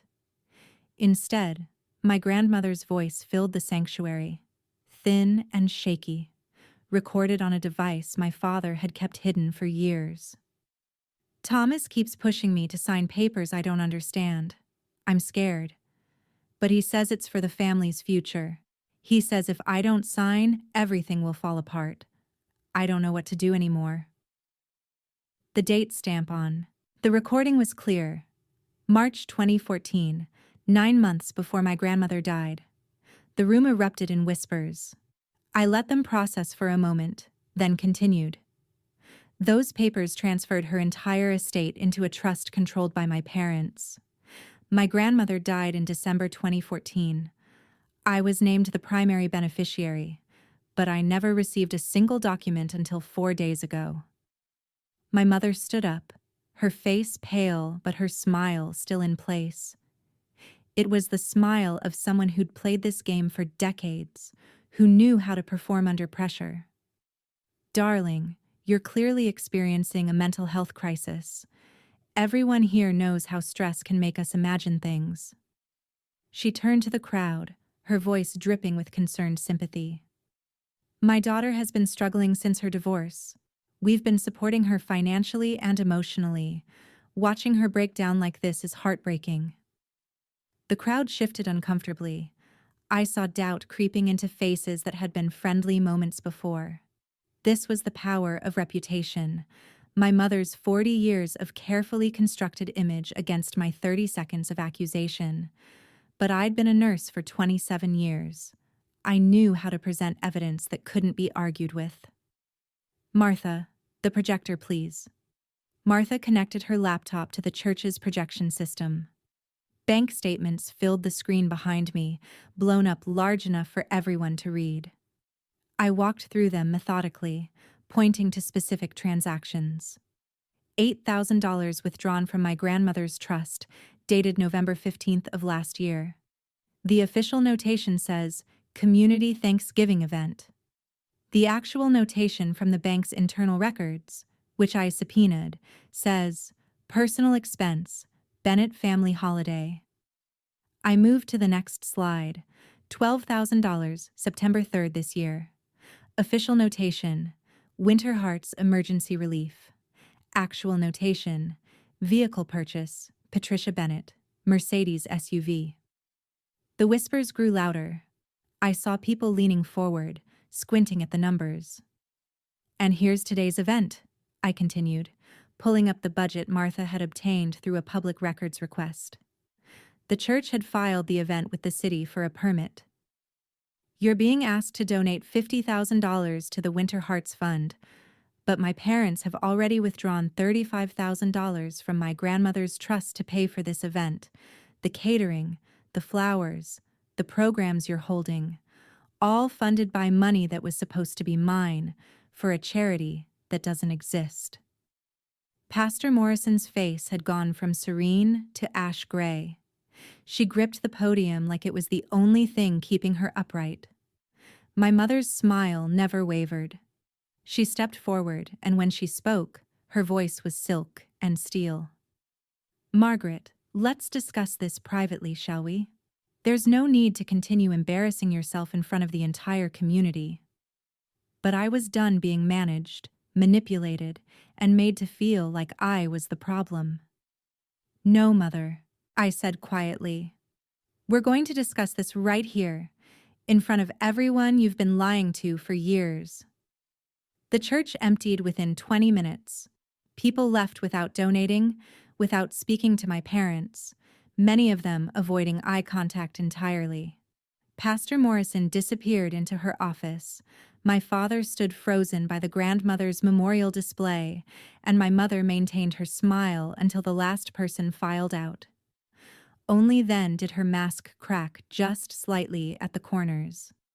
Martha, Rebecca, and I left through the side door. Rebecca had everything she needed for her article. This runs tomorrow, she said. Front page. Back at Martha's office, we spread the contents of my father's hard drive across her conference table. Martha had called in David Chen, her forensic accountant, a thin man in his 40s, who looked at financial documents the way I looked at patient charts, seeing patterns invisible to untrained eyes. David had been working through the trust amendments for an hour when he suddenly went still. Martha, come look at this. We gathered around his laptop. He'd pulled up signature analysis software, displaying multiple signatures side by side. Thomas Bennett's signature from his pharmacy license dated 1978.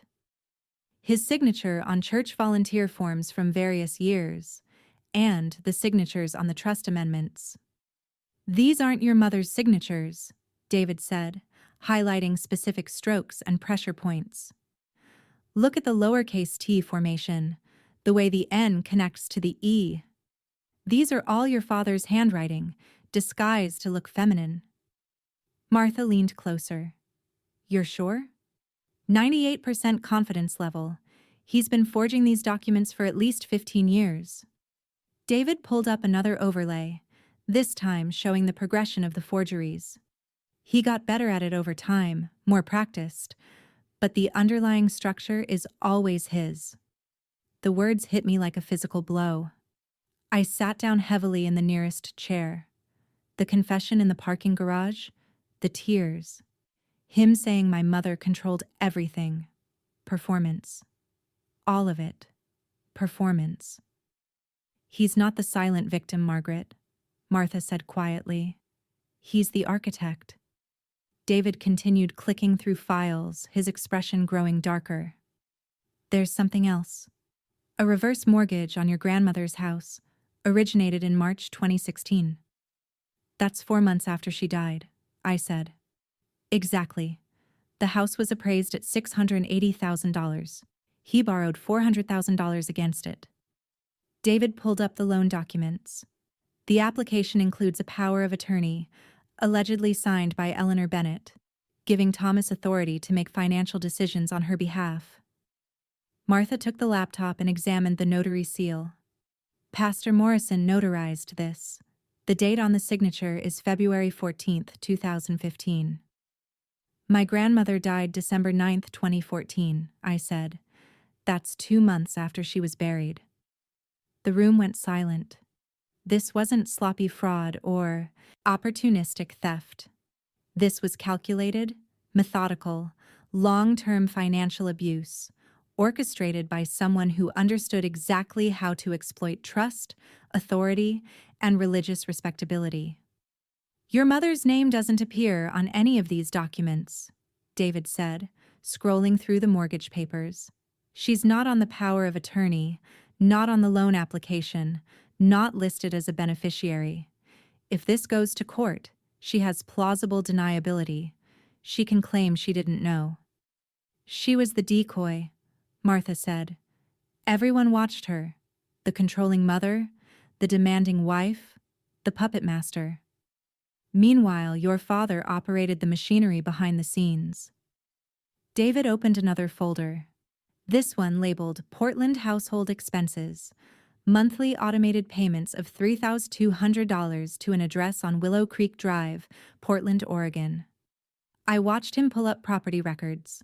The house was owned by Bennett Family Trust LLC, purchased in 2009 for $450,000. That's the year after Chloe was born, I said numbly. David continued digging.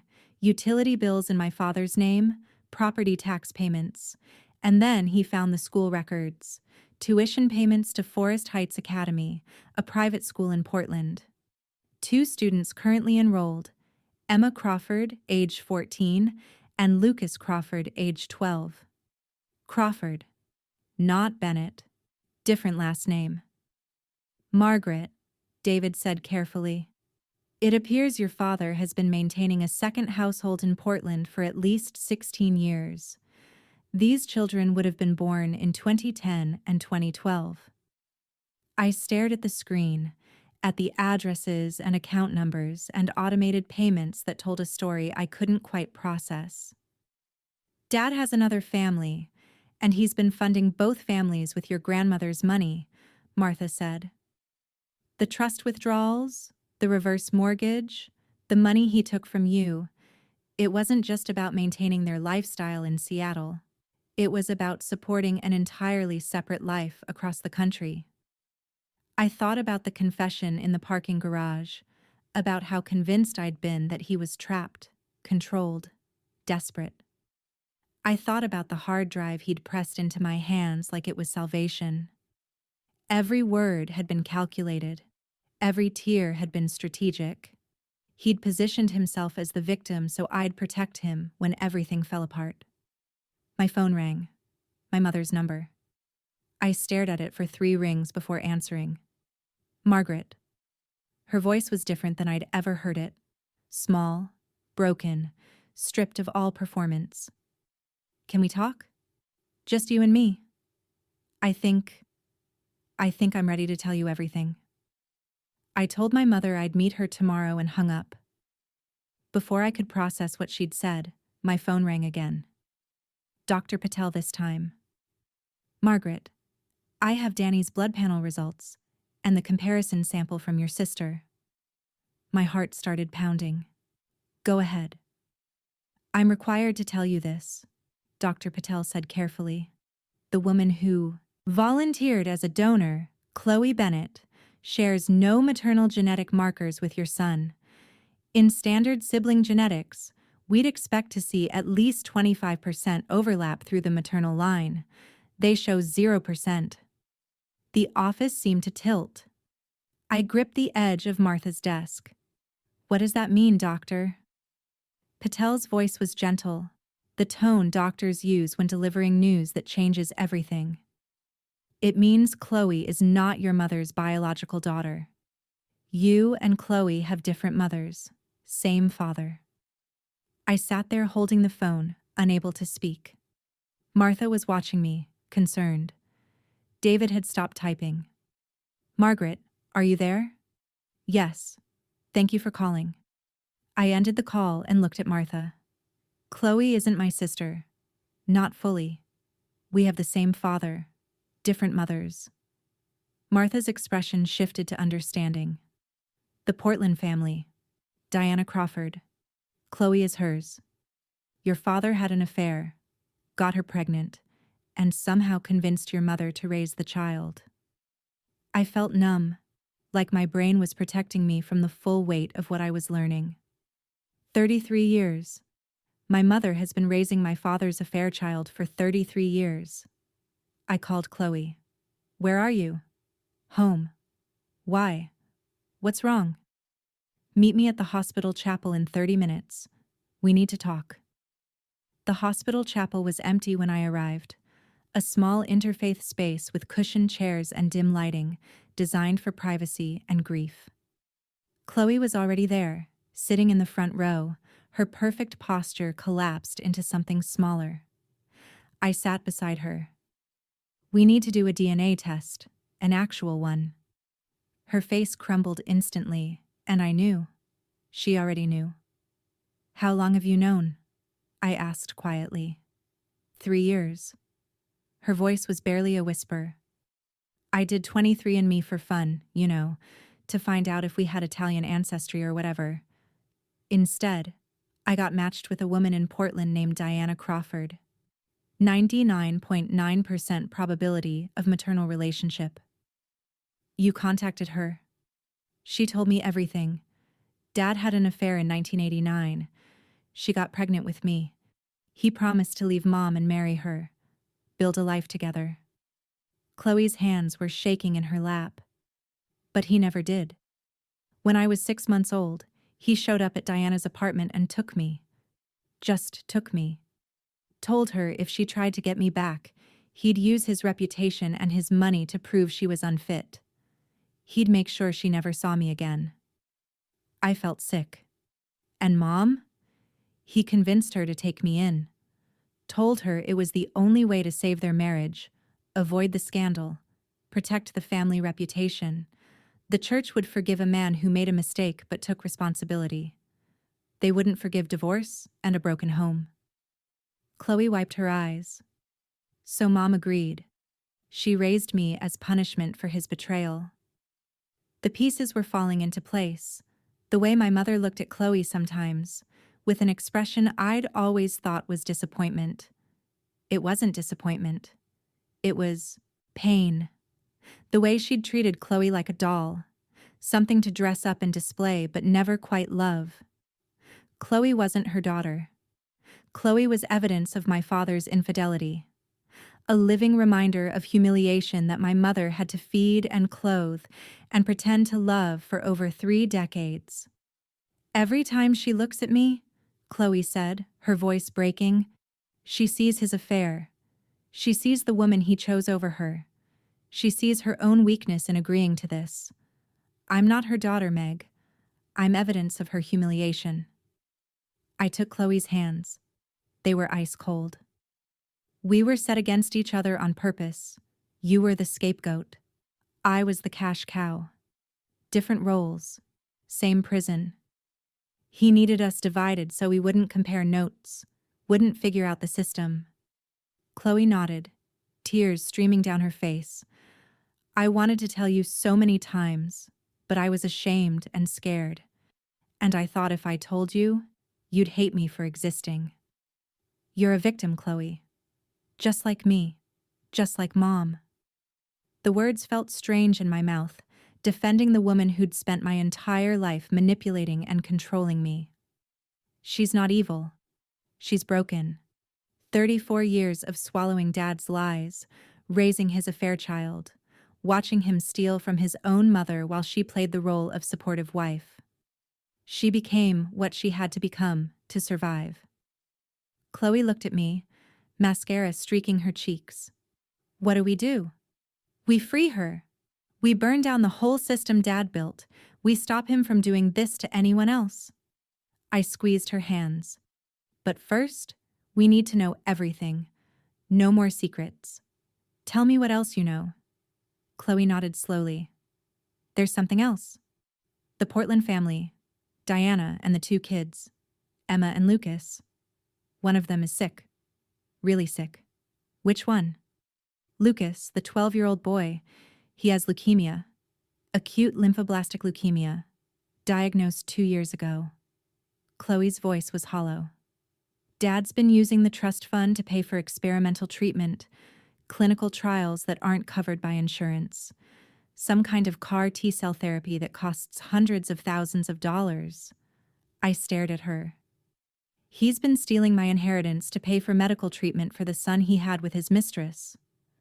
Our half-brother, Chloe said quietly. Our half-brother who's dying.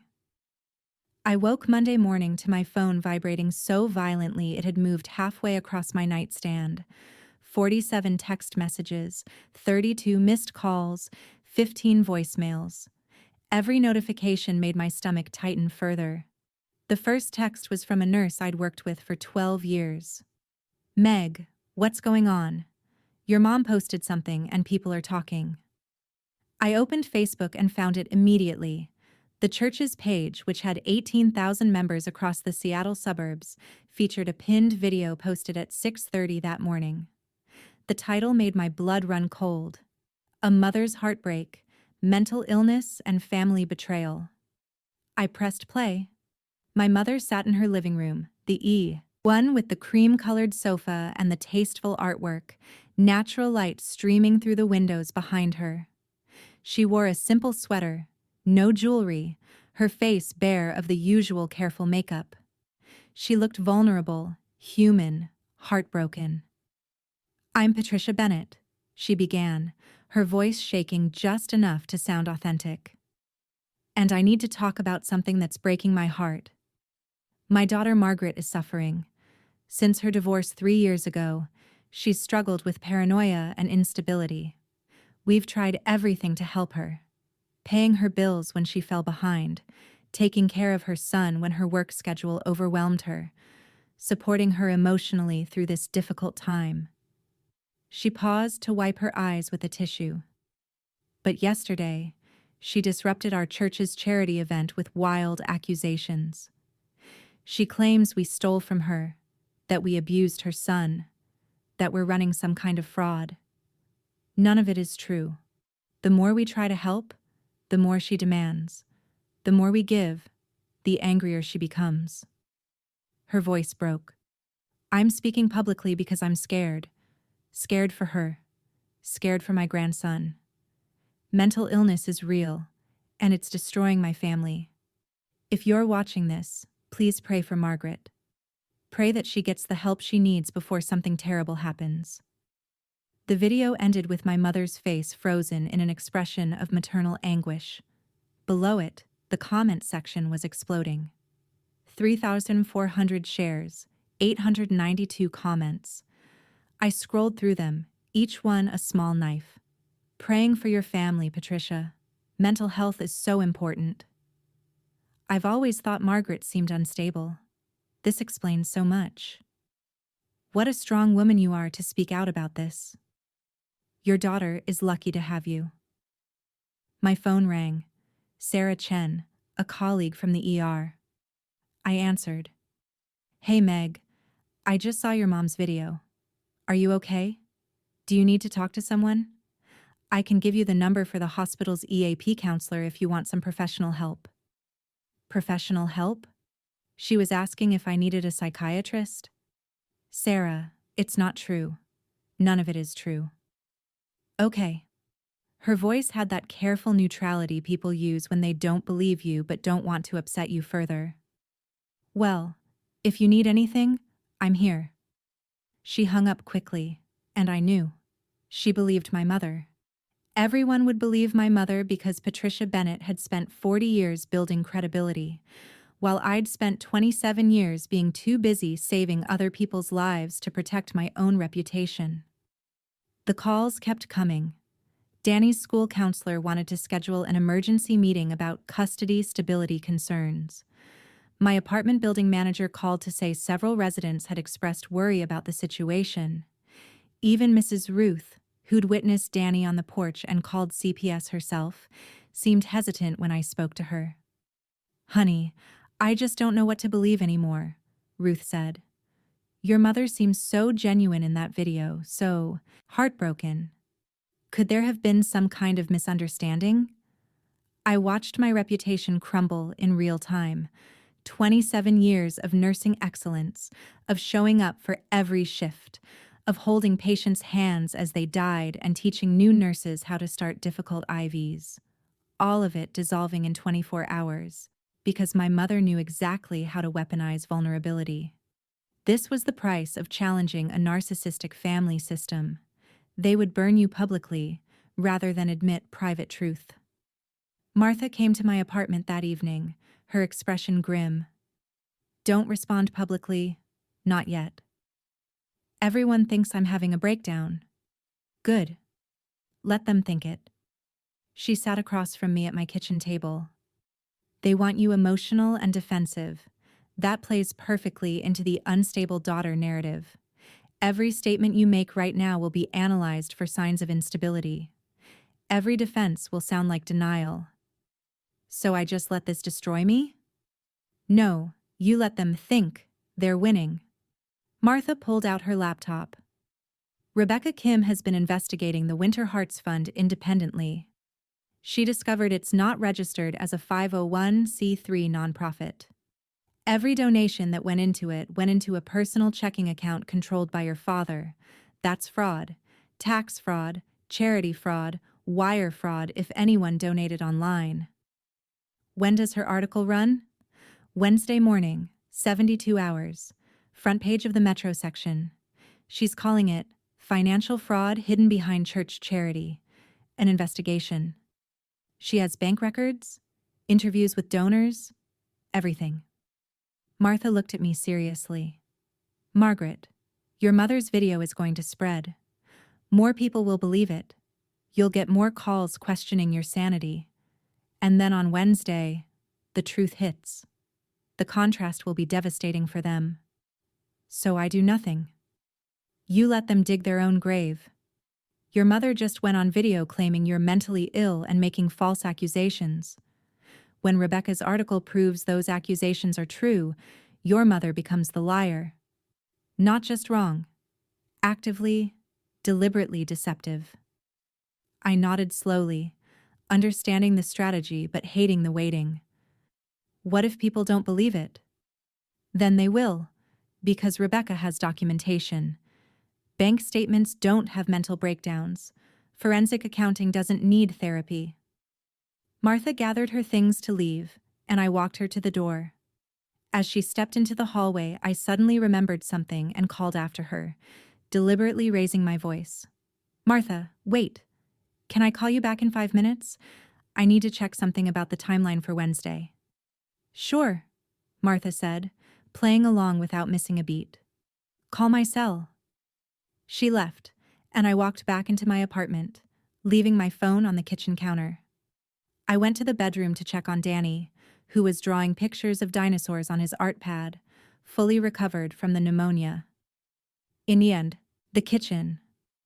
My phone sat on speaker mode, volume turned up high. On the other side of the wall, in the apartment my mother had rented 2 days ago, the unit directly adjacent to mine, I knew she was listening.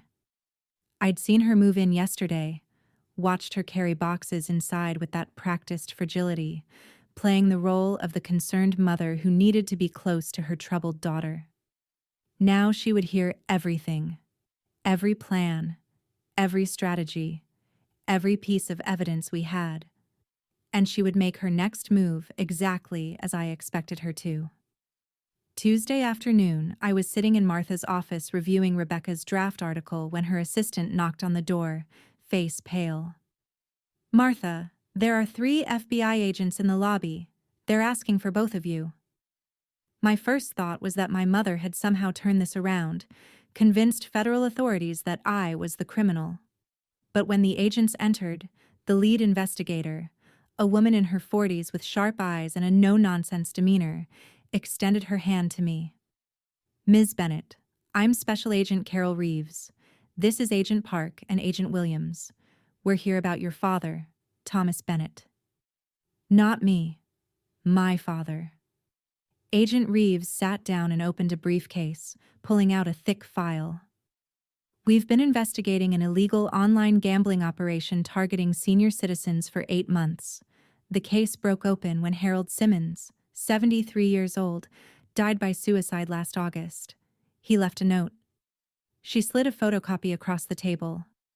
I recognized the shaky handwriting of someone elderly, someone who'd lost hope.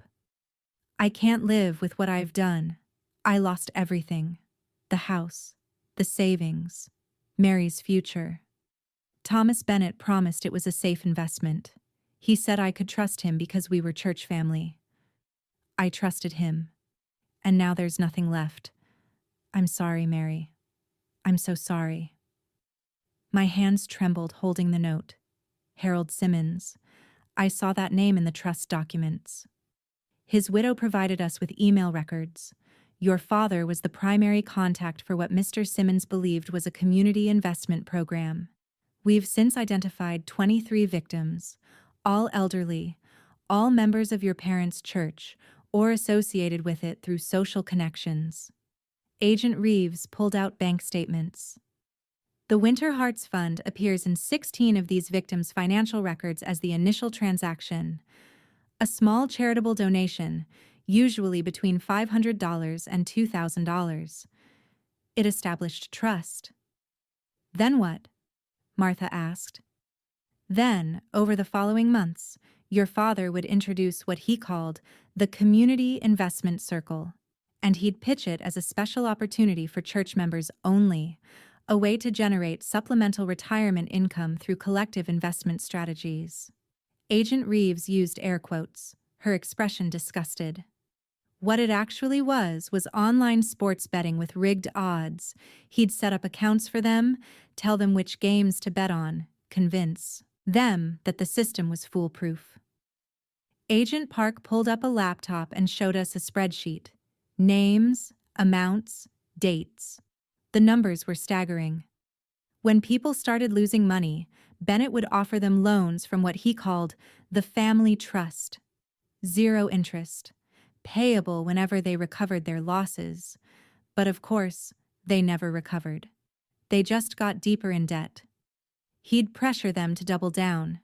Agent Williams added, tell them this next bet was guaranteed, that they just needed to commit more to win back what they'd lost.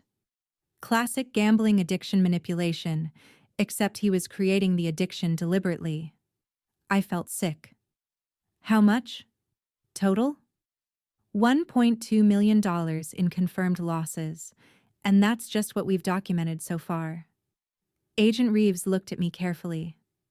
Ms. Bennett, we know you provided your attorney with a hard drive containing financial records. We'd like access to that drive. Martha and I exchanged glances. What's on that drive is evidence of trust fund fraud and embezzlement, Martha said. How does it relate to gambling? According to our forensic accountant, that drive contains the complete financial ledger we've been trying to reconstruct for months. Money flow from the trust to victims, from victims to offshore gambling sites, from gambling sites back to accounts controlled by your father. It's the missing link in our prosecution. I thought about my father in the parking garage, tears streaming down his face, pressing that drive into my hands. He gave it to me thinking it was evidence against my mother. He didn't realize he was documenting his own crimes. That's our assessment as well, Agent Reeves said. Ms. Bennett, we need your full cooperation. In exchange, we'll grant you immunity for anything you unknowingly participated in, transfers, account access, anything. We believe you're a victim, not an accomplice, but we need everything you have. She's been recording conversations for 2 weeks, Martha said. Audio files with timestamps. Agent Reeves looked impressed. You've been documenting. I'm a nurse. Documentation is survival. I pulled out my phone and showed her the recordings folder. I have my father's confession in the parking garage, my mother's threats, Chloe's testimony about the debt and the group chat. Everything. We'd like you to wear a wire for any future family interactions, Agent Park said. I've already been recording everything on my phone, but I'll wear whatever equipment you want. Agent Williams pulled out a photograph, sliding it across the table. It showed Pastor Morrison at a church social event, smiling warmly at an elderly couple. Pastor Elaine Morrison received a 10% commission for every person she recruited into the investment circle. She used her position as spiritual advisor to gain access to members' financial information, then fed that data to your father. She authenticated fraudulent trust documents, provided religious cover for the operation, and actively recruited victims through church social groups. I stared at the photo. The woman who'd baptized my son, who'd counseled me through my divorce, who everyone called a pillar of the community. How many people did she recruit? I asked. 14 confirmed so far. She made approximately $120,000 over 3 years. The room felt smaller suddenly, the air harder to breathe. My father hadn't just stolen from me. He'd built an enterprise that destroyed lives, that drove a 73-year-old man to suicide, that weaponized faith and community trust for profit. Agent Reeves closed her briefcase and stood. We'll be in touch about next steps. But Ms. Bennett, there's one more thing. She paused, and something in her expression made my blood run cold. We need to exhume your grandmother's body. We have reason to believe her death wasn't natural. The words hung in the air like a physical presence. What reason? My voice came timelines that correspond with your grandmother's final months. Combined with witness testimony we've received, we have probable cause to believe Eleanor Bennett was poisoned. The exhumation hearing was scheduled for 2 weeks out. In the meantime, Sandra Mitchell from CPS called and asked me to come to her office. 3 weeks had passed since that first visit to my home. 3 weeks of interviews and investigations and waiting. I sat across from Sandra in her small, cluttered office. She looked exhausted, the kind of tired that comes from seeing too much darkness in the world. She opened a thick file folder and met my eyes. Margaret, I've completed the investigation. I interviewed all 7 grandchildren in your extended family, your son Danny, Chloe's 3 children, and your 2 cousins' kids who also spent time with your parents. My stomach tightened. Every single child reported being punished by standing outside in the cold. Every single one. She pulled out interview transcripts. The infractions varied. Talking back, not finishing dinner, making too much noise, making grandma upset. The duration ranged from 15 minutes to over 2 hours. Temperatures between 35 and 45 degrees. I thought of Danny on that porch. 47 minutes in 28-degree weather. Over 2 hours. Your cousin Lisa's daughter, aged 10. She was outside for 2 hours and 17 minutes last winter because she spilled juice on the carpet. She was wearing a dress and tights. No coat. Sandra's voice was steady, professional, but I could hear the anger underneath. What concerns me most is that these children had been conditioned to believe this was normal. They used phrases like, makes you stronger, and builds character. 2 of them showed significant anxiety when discussing winter weather. One started shaking when I mentioned snow. I closed my eyes. PTSD responses in children, because my parents had systematically traumatized them under the guise of discipline. Sandra continued, reading from her report. This constitutes a systematic pattern of intentional child endangerment spanning at least 8 years. The cold exposure was used as behavioral control, not discipline. The consistency across multiple children, the concealment from parents, and the threats used to ensure silence all indicate premeditation and awareness of wrongdoing. Threats? Your nephew Jake told me that Grandpa said if any of them told their parents, he'd prove the parents were bad and the children would be sent to foster care. He said foster care was where bad kids go when their parents can't take care of them anymore. My hands clenched into fists. My father had used the same system that was supposed to protect children as a weapon to keep them silent. He'd terrorized them with the threat of separation from their parents if they revealed the abuse. "I'm filing charges," Sandra said. "Child abuse, multiple counts. Criminal child endangerment, multiple counts. And conspiracy to commit child abuse against both Thomas and Patricia Bennett. Both of them. Your mother was present for at least half of these incidents. She facilitated, encouraged, and defended the practice. Under law, that makes her equally culpable." Sandra leaned forward. "Margaret, I need to tell you something. When you first showed me that evidence, with the ring footage and the text messages and your medical records, I doubted you. Your parents had 30 years of community standing. You were emotional. I thought maybe there was some truth to what your father said about your mental state." The admission stung, even though I'd known she doubted me. "I was wrong about everything. You were right. And I'm sorry we didn't act faster." She closed the file. 7 children were being abused, and we initially questioned the one person trying to stop it. That's on me. I nodded, not trusting myself to speak. "The district attorney will be in touch about the criminal case. Given the FBI investigation into your father's financial crimes, everything will likely be coordinated. But Margaret, you did the right thing. You protected these children." I left her office and sat in my car for a long time, hands on the steering wheel, unable to start the engine. I'd done it. I'd proven the abuse. I'd gotten charges filed. I'd protected the children. So why did I feel like I'd lost everything? Chloe was waiting at my apartment when I got home. She took one look at my face and pulled me into a hug. "What happened?" "CPS is filing charges. All 7 kids. 8 years of systematic abuse." Sandra confirmed everything. "We did it. We stopped them." "Then why do you look like someone died?" "Because someone did. The family I thought I had. The parents I believed they could be. The childhood I told myself wasn't that bad. All of it died." I sat down heavily on the couch. "I just proved my own parents are criminals who tortured children. How do I live with that?" Chloe sat beside me. "We did the right thing. We stopped it. Those kids are safe now."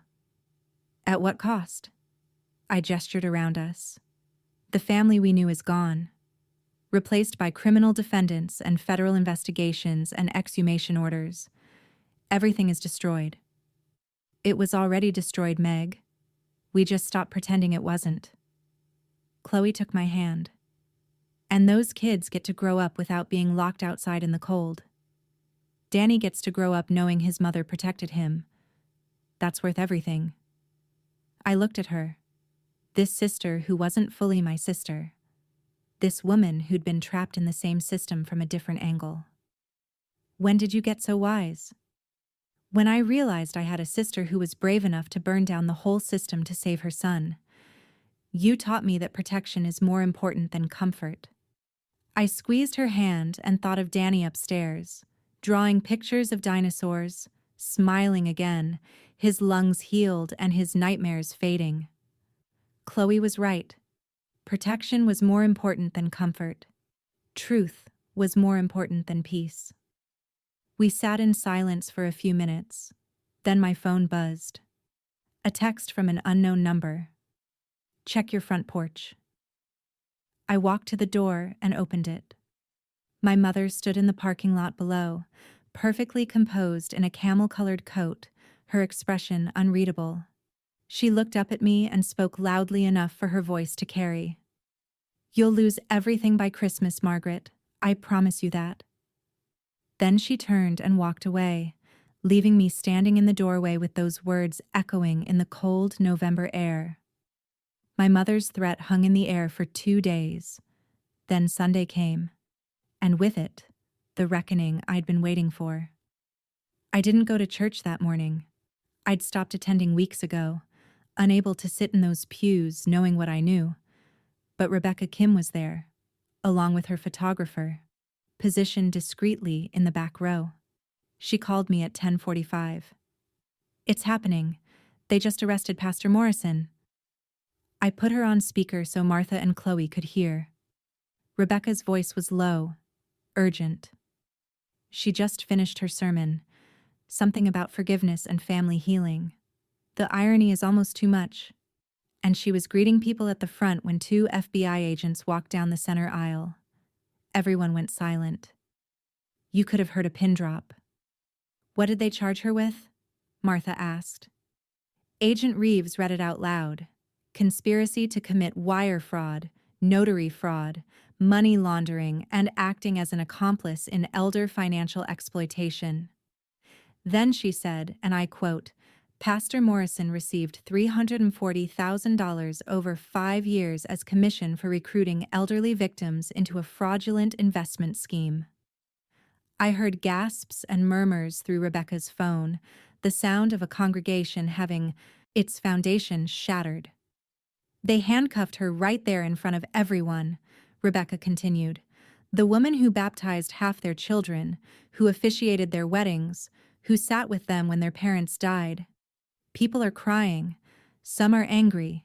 Most just look shell-shocked. After Rebecca hung up, the 3 of us sat in silence. Pastor Morrison had been the moral authority, the spiritual guide, the person everyone trusted with their deepest secrets and greatest griefs. And she'd used all of it to identify marks for my father's schemes. The church board held an emergency meeting that afternoon. One of the board members, a man named David Walsh, whose mother had lost $30,000 to my father's investment circle, called Martha directly. We need legal counsel, he said, his voice shaking. The financial records show Pastor Morrison had access to everything: member databases with income information, donation records, life event documentation. She knew who'd just received an inheritance, who'd lost a spouse, who was vulnerable. She fed all of it to Thomas Bennett. Martha put him on speaker. Did she use her notary seal? Multiple times. She authenticated the fraudulent trust documents, the fake power of attorney, everything. She weaponized her notary public authority. David's voice broke. Our insurance company says they won't cover any of this. It was intentional criminal activity, not negligence. We're looking at civil suits from victims. The church might have to be sold. Over the next week, I watched from a distance as the congregation imploded. Families left in droves, unable to reconcile their faith with the institution that had harbored such corruption. The local news ran interviews with victims. An elderly woman named Grace Patterson spoke through tears. She knew my husband's life insurance payout before I'd even told anyone. She came to my house 3 days after his funeral with casseroles and sympathy. And by the end of the visit, she knew every detail of my finances. 2 weeks later, Thomas Bennett called with an investment opportunity. She used my grief to set me up. The media coverage was relentless. Every day brought new revelations, new victims, new betrayals. And at the center of it all was the Bennett family name. My mother's carefully constructed social network evaporated overnight. The women who'd supported her video, who'd defended her in the comments, who'd promised to pray for her troubled daughter, all of them went silent. Phone calls went unreturned. Invitations were quietly rescinded. The social currency she'd spent 40 years accumulating became worthless in 72 hours. I saw her one Sunday leaving what remained of the church service. Only 30 people had attended, down from the usual 200. She walked to her car alone, shoulders bent in a way I'd never seen before. No one stopped to talk to her. No one even made eye contact. For just a moment, I felt something that might have been pity. This woman, who'd ruled her social sphere with such precision, who'd maintained appearances with such dedication, reduced to a pariah in the community she'd helped build. Then I thought of Danny's blue lips, the frostbite scars on Emma's arms, Harold Simmons's suicide note, Grace Patterson's tears, the 7 children who'd been systematically traumatized, The pity passed. My mother wasn't arrested. Her name didn't appear in the FBI charges. Legally, she had plausible deniability. She could claim she didn't know about the gambling scheme, the fraudulent documents, the systematic theft. But socially, she was finished. Sometimes the most effective isolation isn't legal prosecution, it's the complete withdrawal of community support. She was radioactive by association, and no amount of performance could save her. Now, on Tuesday morning, Martha called. The FBI just executed a search warrant on your parents' house. They're going through everything: computers, file cabinets, bank records. Did they find anything? That's why I'm calling. Agent Reeves wants to see you. They found something in the basement safe. Something unexpected. I drove to Martha's office where Agent Reeves was waiting with a cardboard evidence box. She pulled on latex gloves and carefully removed a leather journal, the kind with a lock and key. We found this in a fireproof safe in the basement, along with life insurance policies and other documents.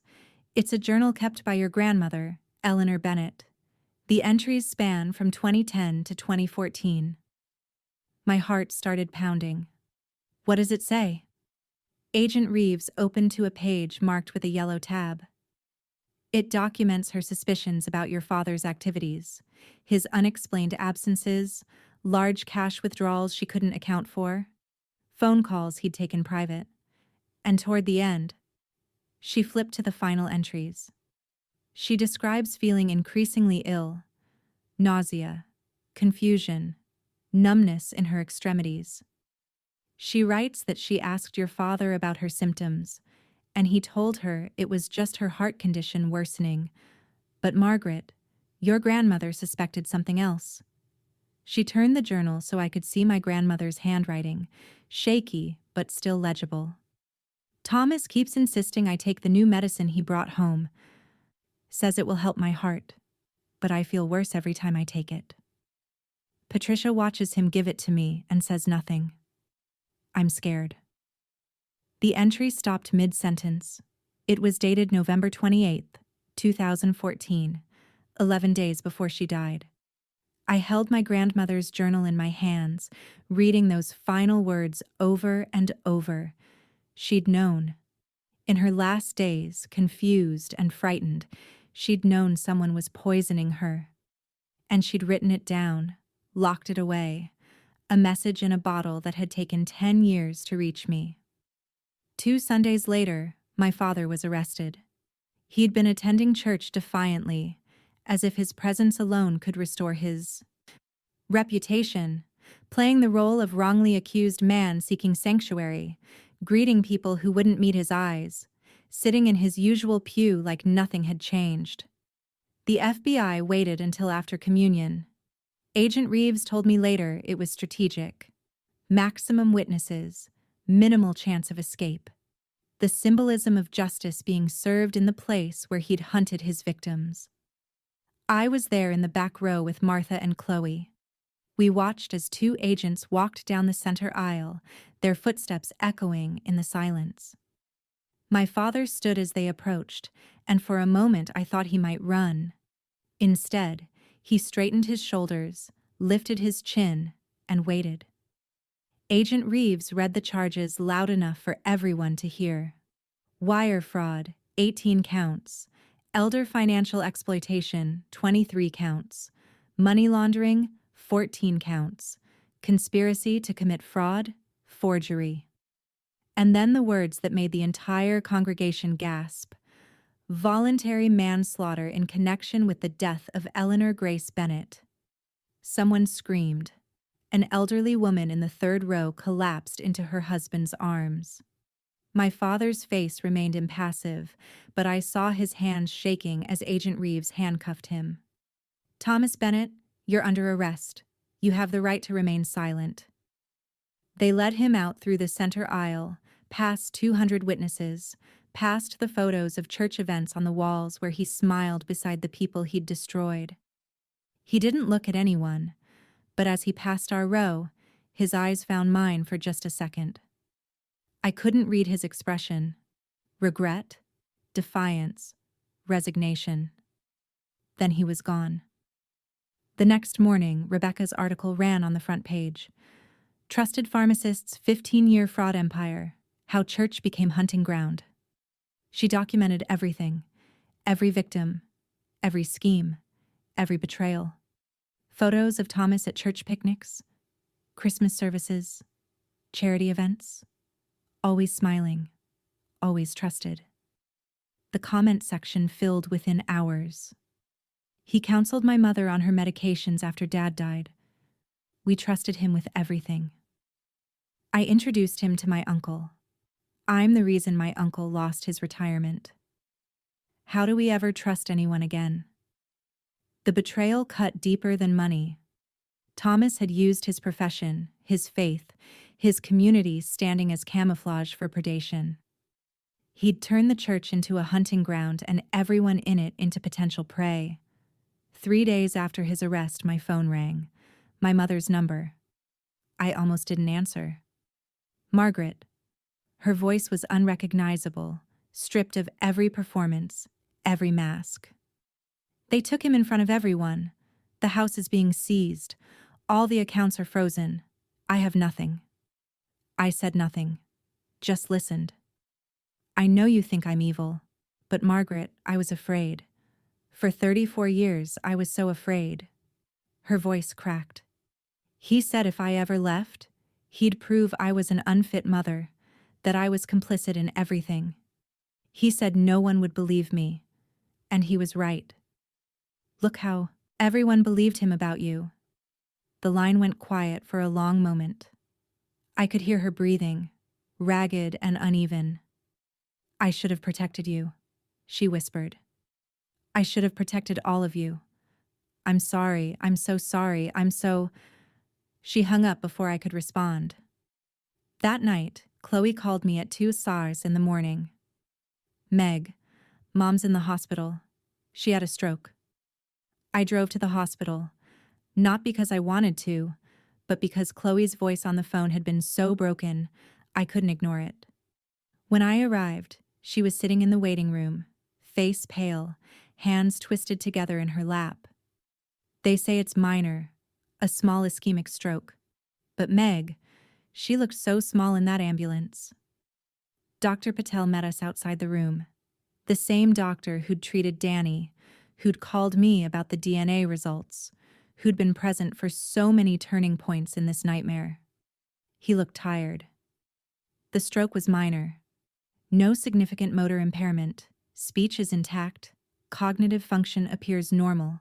But Margaret, her cortisol levels are extremely elevated. Not just from this acute event, the patterns indicate chronic, extreme psychological distress extending back years, possibly decades. He looked at me carefully. Stress can kill. Her body has been in fight or flight mode for so long it's starting to shut down. I stood in the doorway of her room, unable to make myself step inside. This woman, who had seemed invincible my entire life, perfectly coiffed, perfectly controlled, always performing, now lay small and fragile against white sheets, monitors beeping softly around her. Her hair was gray at the roots where the dye had grown out. Her face without makeup showed every one of her 61 years. She wasn't just cruel, I realized. She'd been surviving. Chloe touched my arm. She wants to talk to you. Just you. I walked in and sat in the chair beside the bed. My mother's eyes opened, and for the first time in my life, I saw her without any mask at all. No charm, no manipulation, no performance, just exhaustion. I was 23 when I married your father, she said, her voice weak. He was 35, a respected pharmacist, everyone's golden boy. My parents were so proud. She swallowed, wincing slightly. I didn't know about Diana until Chloe was 6 months old. He brought her to me in a car seat, just showed up one day and said, "You'll raise her, or I'll tell everyone you're infertile and an inadequate wife." I kept my face neutral, letting her talk. In 1989, that would have destroyed me. A woman who couldn't give her husband a child. A woman whose husband had to go elsewhere. The church would have pitied me, but they would have blamed me too. Her eyes closed. So I took her. I raised his affair child and told myself it was noble, sacrificial. But every time I looked at her, I saw my own humiliation. Mom, let me finish, please. She took a shaky breath. Every year, I told myself I'd leave next year, when you girls were older, when I had money saved, when I was brave enough. 34 years of next year. And then it was too late. I was too old, too complicit, too afraid. We sat in silence for a moment. Then she asked the question I'd been waiting for. If I testify against him, if I tell them everything I know about the Portland family, about the gambling operation, about what happened to your grandmother, will you let me know my grandson? Not now. Someday, when he's old enough to decide if he wants to know me. I didn't answer immediately. Part of me wanted to say no, to walk away from this woman who'd caused so much pain. But another part of me, the part that had held Danny through his nightmares and seen Chloe's frostbite scars, understood something important.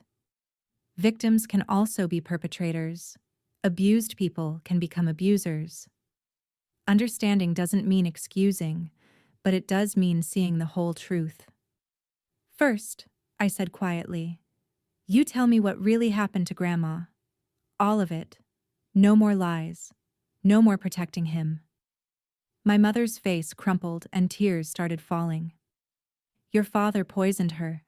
Slowly, for 6 months. I watched him do it. The words hung between us like a confession that couldn't be taken back. I watched him do it. My mother's hands trembled on the hospital blanket, IV line tugging slightly with each movement. Tell me everything, I said. From the beginning. She took a shaky breath. March 2015. I noticed your father in the bathroom late at night, grinding something with a mortar and pestle. White powder. When I asked what it was, he said it was a supplement to help your grandmother's circulation, something he'd compounded himself from his pharmacy days. I believed him at first. She paused, staring at her hands. Your grandmother's symptoms started a few weeks later. Nausea, confusion, numbness in her fingers and toes. The doctor said it was advanced heart failure, that her condition was deteriorating. But you knew better. I was a nursing assistant before I married your father. I'd seen enough cardiac patients to know something was wrong. The symptoms didn't match pure heart failure. They matched heavy metal poisoning. Her voice dropped to a whisper. I confronted him in May. He was in the bathroom again with that mortar and pestle, and I grabbed the container. Arsenic trioxide, an old cardiac medication from the 1970s, banned decades ago but still in circulation if you knew where to look. My stomach turned. What did he say? He didn't deny it. He just looked at me and said, Mom is going to cut me out of the will. She found out about Portland. If she dies before she changes it, we keep everything. You want to live in an apartment on food stamps? You want everyone in town knowing our business? My mother's eyes filled with tears. He painted a picture of complete ruin. Said if his mother cut us off, we'd lose the house, the cars, our standing in the community, everything we'd built. So you let him continue? I did worse than that. I became complicit. She wiped her eyes with the back of her hand. Once I knew and didn't report it, I was trapped. If I went to the police, I'd go to prison too for not stopping it. If I told your grandmother, she'd cut us off immediately, and I'd have no resources to leave him. I'd be a 56-year-old woman with no work history, no money, and a criminal husband. So I did the most cowardly thing possible. I did nothing. For how long? 4 months. I watched him add that powder to her pills every morning. I watched her get weaker, more confused. I sat with her when she complained about the numbness, when she couldn't keep food down, when she started having seizures. My mother's voice broke completely. The last thing she said to me was 3 days before she died. She grabbed my hand and whispered, "Why won't you help me, Patricia?" She knew. She knew I was letting it happen.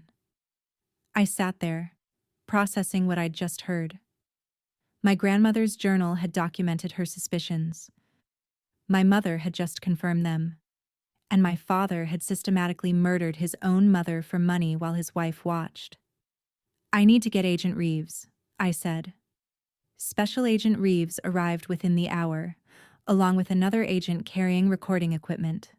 They set up in my mother's hospital room, and for the next 2 hours, my mother provided testimony that would seal my father's fate. She gave them dates. March 12, 2015, was the first time she saw him grinding the arsenic. May 19th was when she confronted him. She gave them locations: the pharmacy where my father had worked in 1978, when arsenic trioxide was still used in cardiac medications; the private storage unit on Maple Street, where he might have kept old pharmaceutical supplies. She even gave them the name of the doctor who diagnosed my grandmother with heart failure, who'd never questioned the symptoms because Thomas Bennett, respected pharmacist, had assured him the progression was typical. And then she pulled out an old phone from her purse, one I'd never seen before. I saved his text messages.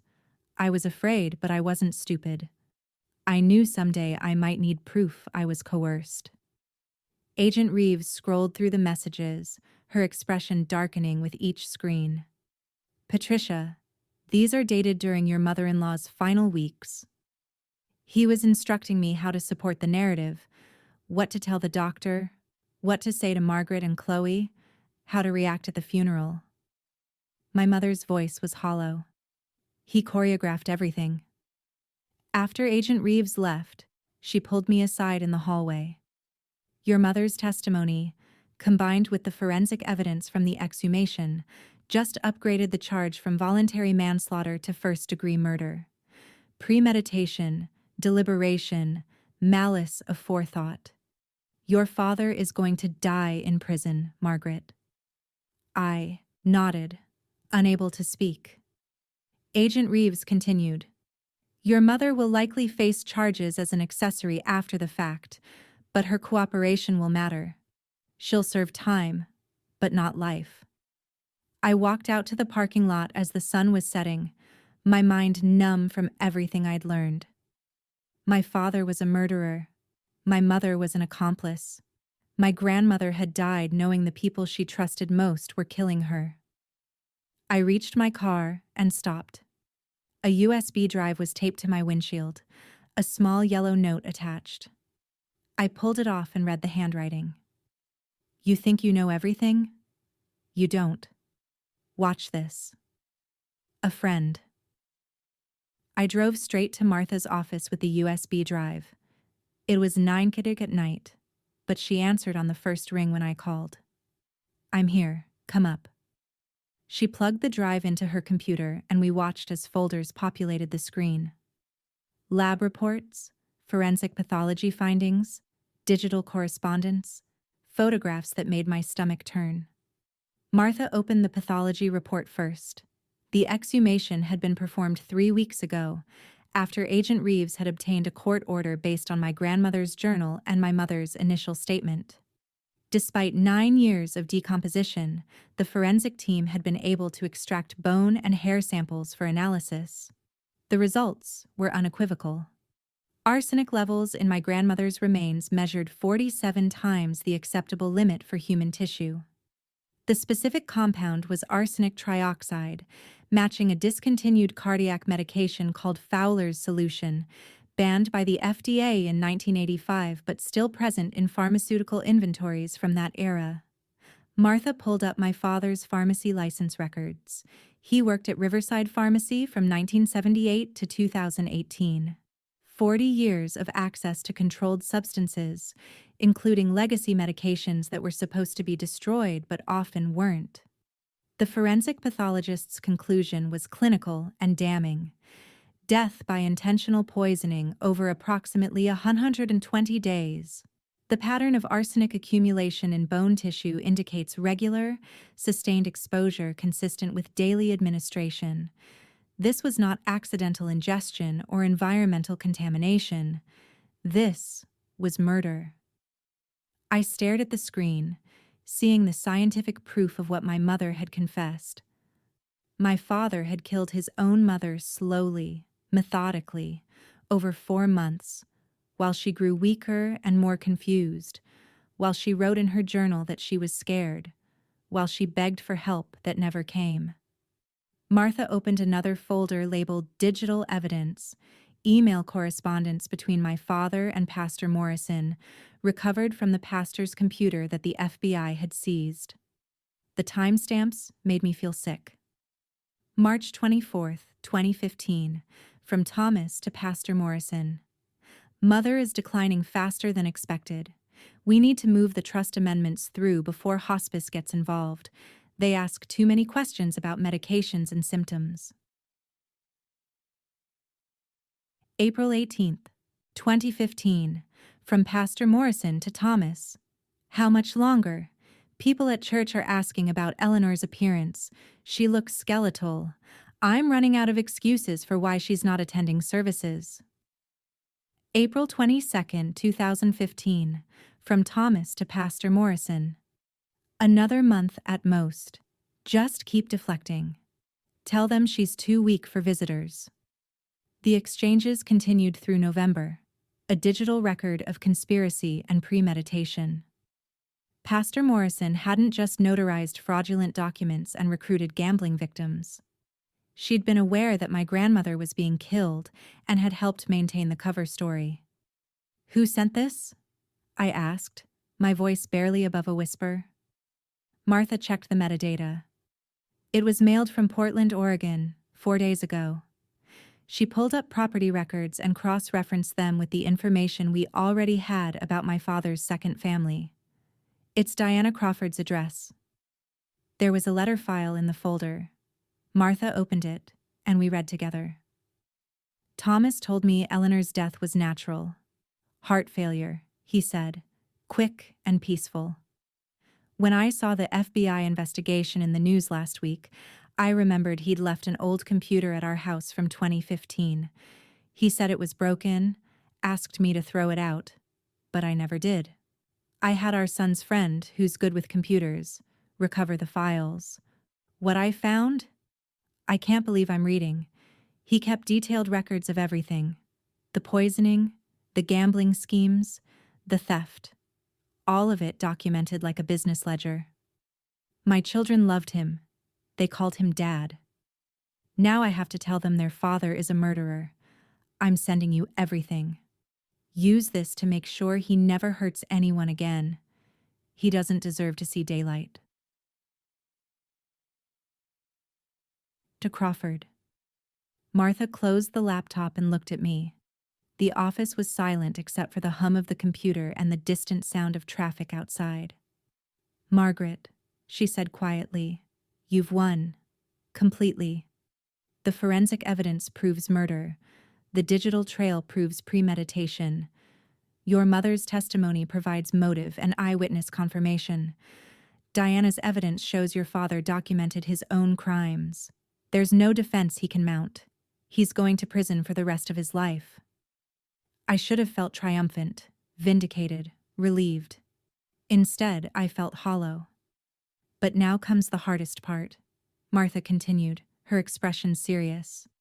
Deciding what kind of person you become after winning. Revenge is easy. Justice is necessary. But what comes after? That's the question you'll have to answer. I sat in Martha's office, staring at Diana Crawford's letter, trying to process the magnitude of what we now had. Every piece of evidence, every testimony, every document pointed to one inescapable conclusion. My father was a murderer, and there was no way out for him. Martha reopened her laptop and pulled up a different file. Before we talk about next steps, there's something I want to show you. Remember? Your mother's video? The one that went viral 3 weeks ago? I felt my jaw tighten. The one where she told 18,000 people I was having a mental breakdown. Hard to forget. Right. You thought it was a disaster, that it destroyed your reputation. Martha clicked play on an audio file. I heard my own voice, crystal clear, coming through her speakers. Martha, tomorrow I'm going to publicly confront Mom. I'm going to make it very uncomfortable for her. The recording was from my kitchen the day before the church confrontation, the day before my mother posted that video. Martha paused the playback. You knew she was listening through the wall. You knew she'd moved into the apartment next door. You created the conditions for her to panic. I nodded slowly. My mother is predictable. When threatened, she attacks. I needed her to attack me publicly, to stake her entire reputation on the unstable daughter narrative. Because when the truth came out afterward, the FBI investigation, the murder charge, the financial fraud, her credibility would be destroyed beyond repair. Everyone who believed her video would feel betrayed. They wouldn't just stop trusting her. They'd actively resent being manipulated. You weaponized her own tactics against her, Martha said. I gave her a choice. She chose to lie publicly on video, with thousands of witnesses. That was her decision, not mine. Martha leaned back in her chair. I want to make something clear, because this matters legally and ethically. You didn't plan for her to post exactly that video. You created the probability. If she hadn't posted anything, we had backup plans. But she chose the path that hurt her most, which is what happens when someone operates from panic instead of strategy. You operated from patience. That's the difference between reactive abuse and strategic justice. I thought about the past 3 weeks. Every recording I'd made, every document I'd photographed, every conversation with law enforcement. I spent 30 years reacting to them, being defensive, apologizing, trying to explain myself. These past 3 weeks, I stopped reacting and started acting. I documented everything. I collaborated with the FBI. I protected Danny and the other children. That's not revenge, that's accountability. Exactly. Martha closed the laptop. But Margaret, I need to ask you something. How are you really doing? Because strategically, you've won completely. But emotionally, this has to be devastating. The question hit me harder than I expected. I took a breath, feeling the weight of everything that had happened. I just helped put my father in prison for murder. I provided evidence that will keep him there until he dies. My mother is cooperating with prosecution to avoid her own charges, but she'll live with guilt and complicity forever. Pastor Morrison, who baptized Danny when he was 6 months old, is facing 15 years for elder exploitation. 23. Elderly people lost their life savings because of my father's schemes. Harold Simmons is dead. And 7 children, including my son, will need therapy for years to process the trauma of systematic abuse. Martha reached across the desk and placed her hand on mine. You didn't cause any of that. Thomas did. You just stopped it from continuing. There's a difference between causing pain and revealing it. I know. Intellectually, I know. But Martha, I destroyed my family. The structure that's existed for decades, toxic as it was, is gone. My father will die in prison. My mother will probably serve time. Chloe is rebuilding her entire life. The cousins are in therapy. The church is selling its building. And I'm the one who set all of this in motion. No, Martha said firmly. Your father set this in motion when he started poisoning his own mother. When he built a gambling empire that exploited vulnerable seniors. When he locked children outside in freezing weather. You didn't create the destruction, Margaret. You just turned on the light so everyone could see what was already there. Before I could respond, Martha's phone rang. She glanced at the screen. "It's the prosecutor's office," she answered on speaker. "Ms. Chen, this is ADA Jennifer Lawson. We're scheduling the preliminary hearing for Thomas Bennett. It'll be in 6 weeks. We'd like to know if your client, Jennifer Bennett, plans to attend." "Mr. Bennett will be present. They'll be in the same room." Martha looked at me, eyebrows raised in question. I thought about my father, the man who'd taught me to ride a bike, who'd helped me study for chemistry tests, who'd walked me down the aisle at my wedding. That man had never really existed. He'd been a performance, a mask covering something much darker. "Tell them yes," I said. "I'll be there." 6 weeks after that phone call, I walked into County Superior Court with Chloe beside me and Martha just ahead. The preliminary hearing was scheduled for 9 a.m., but the courtroom was already packed by 8:30. I recognized faces from the church, from the community, from the hospital where I worked. Victims' families sat in clusters, some holding hands, some staring straight ahead with expressions of grim determination. Journalists lined the back row, notebooks open, cameras prohibited, but pens moving constantly. The purpose of this hearing was straightforward: determine if sufficient evidence existed to proceed to trial. I knew the answer already. We all did. But the legal system required this step, this formal presentation of facts before a judge. My father was already seated at the defense table when we entered. Orange jumpsuit, handcuffed in front of him. The contrast to the man I'd known my entire life was so stark, it almost didn't seem real. Thomas Bennett, respected pharmacist, church deacon, pillar of the community, reduced to a defendant in county jail clothes. His attorney, Mark Stevens, sat beside him, looking like a man who'd been handed an impossible task. Stevens was a public defender in his 50s, competent but overwhelmed, and I could see in his posture that he knew this case was unwinnable. Chloe and I sat in the second row. Our mother wasn't there. The prosecutor had deemed her too fragile to attend in person, though she'd provided video testimony that would be played if needed. I was grateful for her absence.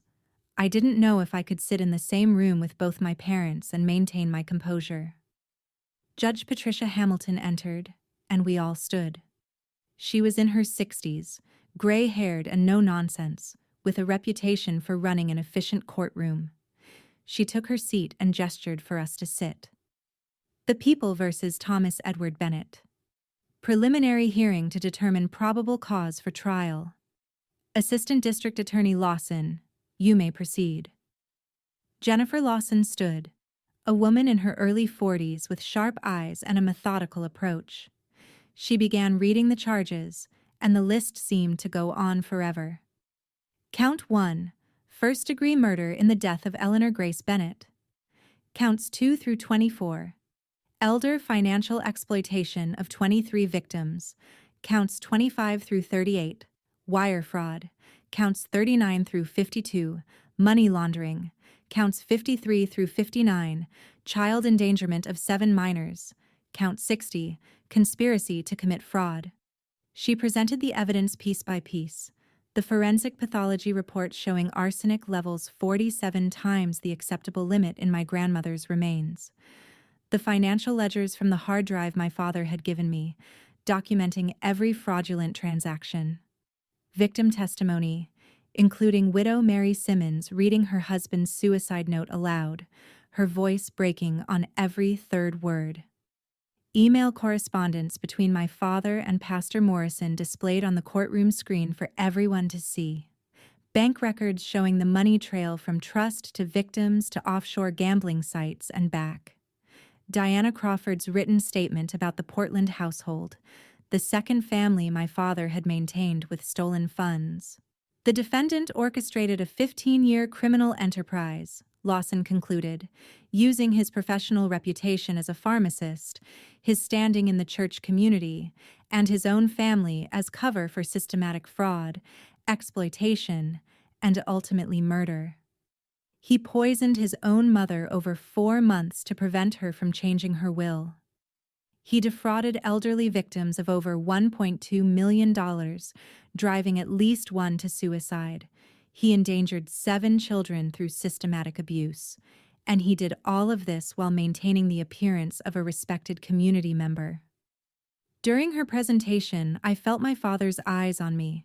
I turned slightly and met his gaze. He wasn't angry. He wasn't pleading. He looked at me with something that might have been respect, an acknowledgement of one strategist to another. He mouthed 2 words. "You won." I didn't look away. I thought of Danny's blue lips on that Thanksgiving porch. Harold Simmons's widow sitting 3 rows behind me. My grandmother's journal entry. "I'm scared." My mother's confession. I watched him do it. The 7 children who'd been conditioned to think freezing was normal. I mouthed back. "No, they won." I gestured slightly to the victims' families filling the courtroom. My father nodded, almost smiled, and turned back to face the judge. Judge Hamilton reviewed the evidence for 20 minutes, occasionally asking Lawson clarifying questions. Stevens made a perfunctory argument about circumstantial evidence and reasonable doubt, but his heart clearly wasn't in it. Finally, Judge Hamilton spoke. "I find sufficient evidence exists for all 60 counts. The defendant is remanded without bail until trial. Given the complexity of this case, trial date is set for 18 months from today." The gavel came down. My father was led out of the courtroom, shuffling in his shackles, and didn't look back. Outside the courthouse, cold December air hit my face like a slap. Chloe squeezed my hand. Martha was already on her phone, coordinating next steps with the prosecutor's office. I stood on the steps watching people file out when an elderly woman in a purple coat approached me. "Jennifer Bennett?" I turned. "Yes." "I'm Mary Simmons, Harold's widow." Her voice was soft, but steady. "Because of you, I got some of my husband's money back from the frozen accounts. The FBI recovered about $40,000 of what we lost. But more than that, I finally understand why he died. For months, I thought he was weak, that he gave up. Now I know he was a victim. Thank you for giving me that truth, even though it hurt." Mary Simmons's words stayed with me for days. She'd thanked me for truth that hurt. I thought about that paradox constantly as Christmas approached, and my mother's letter arrived in the mail. The envelope was plain white, my name and address written in her careful handwriting. Inside was a single page on lined notebook paper, the kind you'd buy at a dollar store. No expensive stationery. No pretense. "Margaret, I know I don't deserve anything from you, but I'm asking, may I see my grandson? Not alone, not for long, just once to apologize to him. He's 9 now. He deserves to hear me say I was wrong and I'm sorry. You can be there. You can supervise. You can say no. But I'm asking." "Mom." I showed the letter to Chloe over coffee at my kitchen table. She read it twice, then set it down carefully. "She's trying, Meg. I know it doesn't erase anything, but she's trying." Chloe pulled out her phone and showed me bank statements. She sold every piece of jewelry Dad bought her over the years. The diamond earrings, the pearls, the Cartier bracelet, all of it. She donated the money to Mary Simmons, $32,000. That's guilt, not change. Maybe, but she's also in therapy 3 times a week. She testified against Pastor Morrison in the federal case. She's working at a grocery store, for God's sake. Patricia Bennett, who wouldn't be caught dead in anything less than designer clothes, is bagging groceries for $9 an hour. Chloe looked at me seriously. "She's not who she was, Meg." "Change under consequences isn't the same as voluntary change," I said. "Does the motivation matter if the behavior is different?" I didn't have an answer for that. After a week of thinking, I agreed to meet her. Neutral territory. Chloe present as witness. Strict conditions. We chose a park bench near the river. Public enough to feel safe. Private enough to talk. My mother arrived early. I watched her from my car for a few minutes before getting out. She wore a simple coat from Target, not the cashmere she used to favor. Her hair was shorter, grayer, unstyled. She looked smaller somehow, as if guilt had compressed her physically. I sat down beside her. Chloe stood a few feet away, close enough to intervene but far enough to give us space. "Thank you for coming," my mother said. Her voice was quiet, stripped of all performance. "I have conditions," I said. "If you want any access to Danny's life, even supervised, you have to agree to them." "Anything." I pulled out the document Martha and I had prepared. "You continue therapy for at least 2 years with a licensed trauma therapist. You never speak negatively about me or my choices to anyone, including Danny. You never attempt to manipulate him emotionally. All contact happens in my presence or Chloe's. And if at any point I feel unsafe or see old patterns returning, contact ends permanently, with no appeals, no arguments, no second chances." My mother took the paper with shaking hands and read through it slowly. When she finished, she was crying quietly. "These are fair. More than fair. I'll sign anything you want." Martha had prepared a notarized agreement. I handed her a pen. "Before you sign," I said, "I need you to understand something. I'm not ready to forgive you. I may never be ready. This isn't reconciliation. This is probation. You violated your children's trust for decades. You watched your husband poison his own mother and said nothing. You participated in the systematic abuse of 7 children. You don't get trust back with tears and promises. You get it back, if you get it back at all, with years of consistent, boundaried behavior." "I understand." She wiped her eyes. "I don't expect forgiveness, Margaret. I just want the chance to be better than I was. For Danny to know that his grandmother is sorry. That's all." Martha had told me earlier that what I was creating wasn't weakness. "You're not letting her back in," she'd said. "You're creating a supervised pathway where she can demonstrate changed behavior over time. That's wisdom. You're protecting your son while allowing for the possibility of healing, but you're not naive." My mother signed the document. Chloe witnessed it. I folded it and put it in my purse. "There's one more thing I need to tell you," my mother said, her voice dropping to almost a whisper. "About why your father chose you as the spare wallet. It wasn't random, Margaret. He had a reason." I went cold. "What reason?" She looked at me, and I saw something in her eyes I couldn't quite identify. Shame, fear, regret. "You weren't his biological daughter. Not entirely." She took a shaky breath. "When you were conceived, Thomas and I were separated. I had a brief relationship with someone else, a doctor I worked with at the hospital. When I got pregnant, I went back to Thomas and told him the baby was his. He agreed to raise you as his own, but he never forgot. You were proof of my betrayal, just like Chloe was proof of his. That's why he treated you differently, why he could exploit you without guilt. In his mind, he was extracting payment for a 30-year-old lie."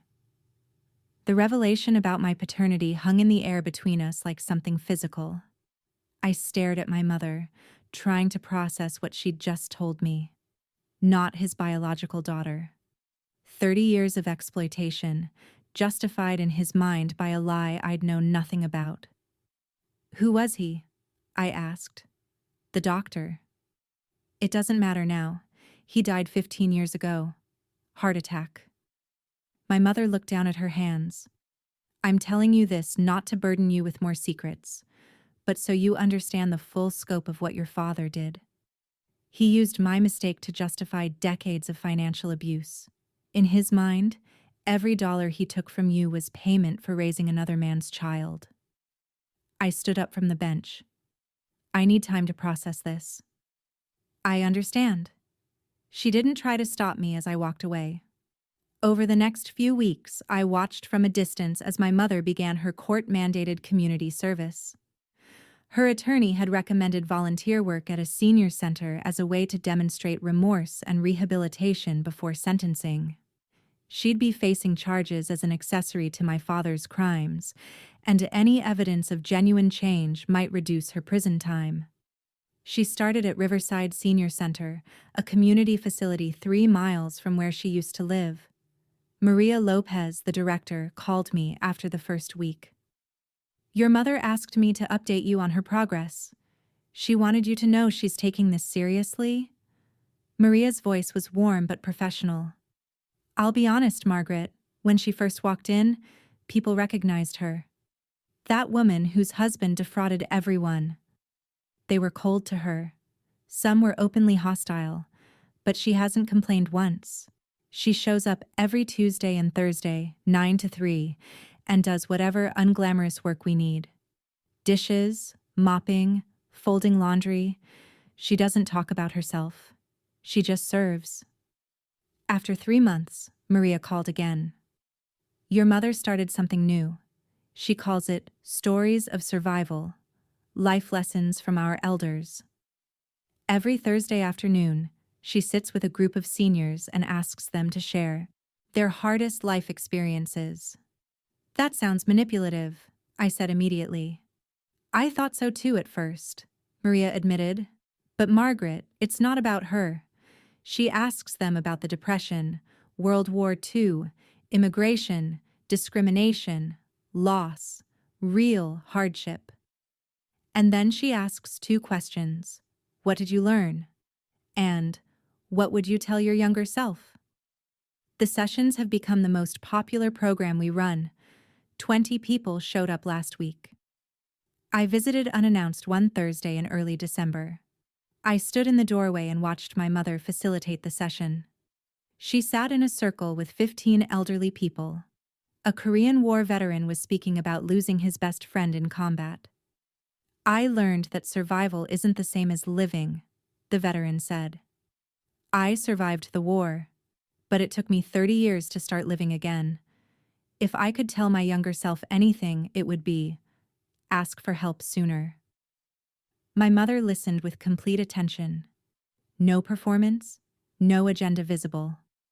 When he finished, she said quietly, "Thank you for sharing that.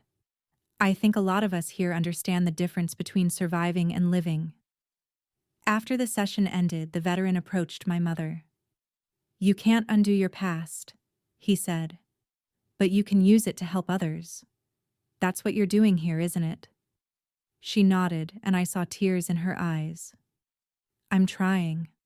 That evening, she called me. "Margaret, something happened today at the center. There was a homeless man trying to sleep in our doorway. Elderly, maybe 70. I offered to call a shelter, but he said they're all full. He told me December is the worst month. Everyone remembers to be charitable at Christmas, but they forget the cold kills people before December 25th. What did you do?" I brought him inside, made him coffee, called Maria for permission to let him stay until we closed. And while I was sitting with him, I had an idea. She paused. What if we created a place like the senior center, but specifically for the coldest months? A place where elderly people with nowhere to go can be warm, safe, and fed. We could call it the warming house. I was silent for a long moment, thinking about Danny on that frozen porch, about my grandmother's house, the one my father had fraudulently mortgaged, the one the court was preparing to award to me as restitution, about cycles of cold and warmth, and how we choose which one to perpetuate. "Keep that thought," I said finally. The next day, I called Chloe. "I think I know what to do with the house." "Grandma's house? The one Dad mortgaged and the court is going to award to you as restitution?" "We're going to turn it into the warming house, A winter shelter for people who have nowhere else to go when it's cold. Chloe was quiet for a moment. Then, "That's perfect, Meg. That's absolutely perfect." The court began asset recovery 3 months after the preliminary hearing.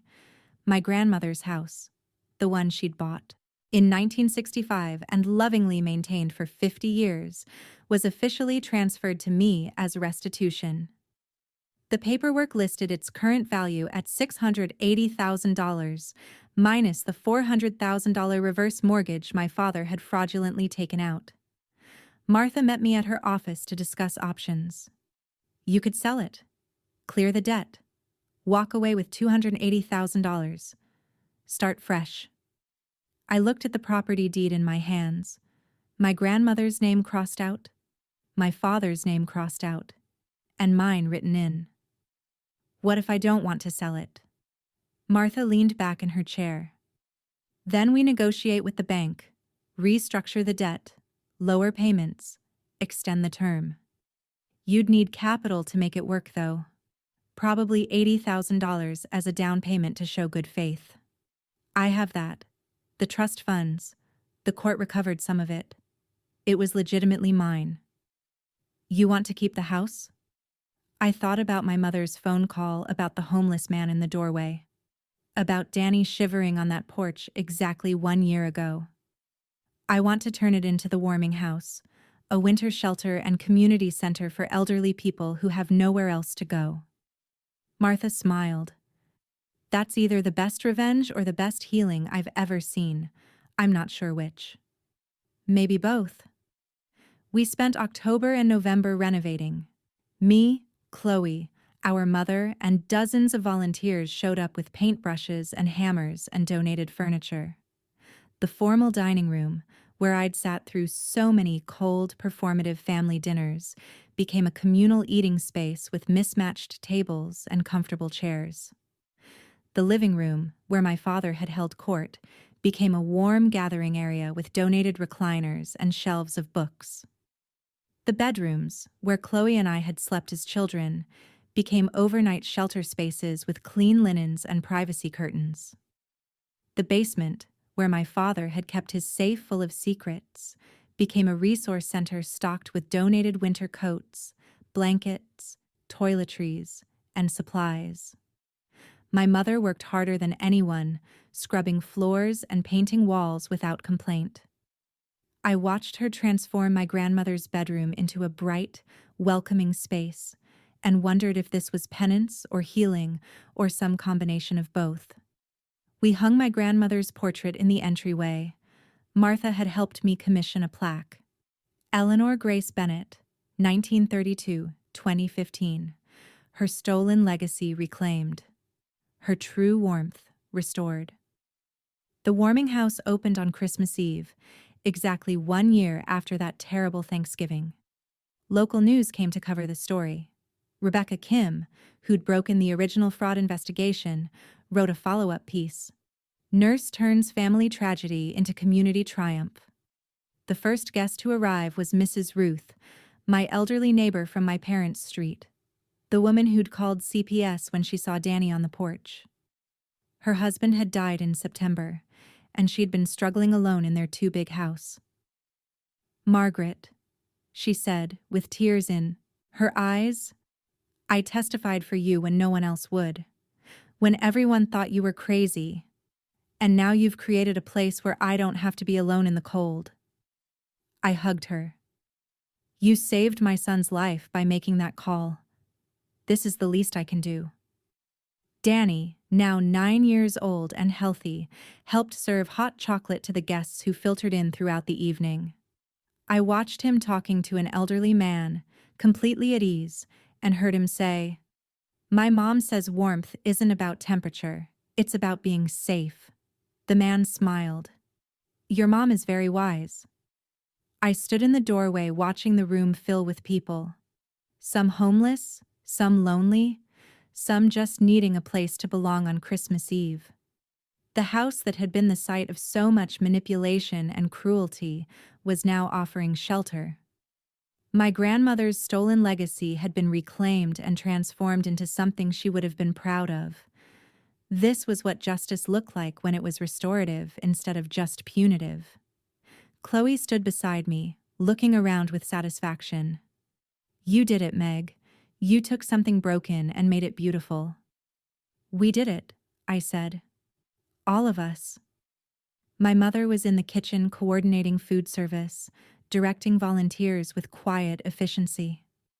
For a moment, watching her work, I could almost see a different version of her life, one where she'd found this purpose decades ago, instead of spending 34 years trapped in fear and complicity. Through the front window, I saw headlights pulling into the driveway. A car door opened, and a figure stepped out. Tall, weathered, familiar silhouette. My breath caught in my throat. It looked like my father, but that was impossible. Thomas wasn't supposed to be released for 18 more months. His trial hadn't even started yet. The figure walked toward the door, and as he passed under the porch light, I saw his face clearly. It wasn't my father. It was Michael Bennett, my father's younger brother. I hadn't seen him in 15 years, not since a family gathering where he and my father had argued about money, and Michael had walked out, vowing never to return. He stood on the porch, looking older than I remembered, his face lined with years of living far from the family drama. When I opened the door, he removed his hat. Margaret, I hope I'm not intruding. I saw the news coverage about the warming house. I had to come. I invited him inside. Chloe appeared at my shoulder, curious and protective. Michael looked around at the transformed house, at the elderly guests settling into chairs with cups of hot chocolate, at the warmth we'd created from my grandmother's stolen legacy. I came to apologize, he said. I knew Thomas was a con man. Back in 1998, I lent him $20,000 for what he said was a business investment. He never paid me back. When I pressed him, he got angry, threatened to tell the family lies about me. So I moved to Denver and cut ties. I thought distance was enough. You're not responsible for your brother's choices, I said. But I knew what he was capable of. I should have warned people. I should have said something when I saw him getting more involved with the church, with those elderly members. I thought he wouldn't go that far. But he did. He went further than I could have imagined. Michael pulled out his wallet and extracted a check. This is for the warming house. $5,000. It's not enough, but it's what I can give. I took the check, touched by the gesture. Thank you, Michael. This will help a lot of people stay warm this winter. He left shortly after, and I watched him drive away, thinking about the family members who'd escaped, who'd seen the toxicity and chosen distance. Part of me envied him. 2 days after Christmas, a letter arrived with a return address from the county jail. Thomas Edward Bennett, inmate number 847392. I stared at the envelope for a long time before opening it. The letter was written in my father's precise handwriting, the same hand that had forged my grandmother's signature on fraudulent documents. I debated throwing it away unread, but my nursing instincts won out. Document everything, even this. Margaret, I won't insult you with apologies. I made calculated choices for 15 years. I told myself I was securing our family's future, that I was being strategic and forward-thinking. The truth is simpler and uglier. I wanted money and status, and I was willing to destroy anyone to get it, including my own mother. You were right to stop me. I will die in prison. That's appropriate. I paused, surprised by the directness. No excuses, no manipulation, just cold acknowledgement of guilt. The letter continued. But you should know something. Despite everything, you were always my favorite daughter. Not Chloe, who I resented for reminding me of my mistakes. Not the children in Portland, who I saw as obligations. You, the smart one, the strong one, the one who inherited my strategic mind but chose to use it for good instead of exploitation. I'm not asking for forgiveness. I don't deserve it, and I don't expect it. I'm simply telling you, go further than I could. Build something real. You're already doing it with the warming house. Keep going. That's my only request. The letter ended with his signature. Nothing more. I brought it to Martha's office the next day. Chloe came too. We sat around Martha's conference table while I read it aloud. He wants you to see him as complex, Martha said when I finished. As more than just a villain. He's trying to create a narrative where he was sophisticated and strategic, where you inherited something valuable from him. But complexity doesn't erase harm. I said, he gets to sit in his cell and philosophize about legacy and strategic thinking. His victims don't get that luxury. Mary Simmons doesn't get to philosophize about why her husband killed himself. Harold Simmons is dead. My grandmother is dead. The 7 children who were traumatized have to do the actual work of healing, not just thinking about it. Chloe nodded. Are you going to respond? Martha answered before I could. Any response continues the relationship. It tells him his words still matter to you, that he still has access to your emotional space. Silence is a complete boundary. I thought about that.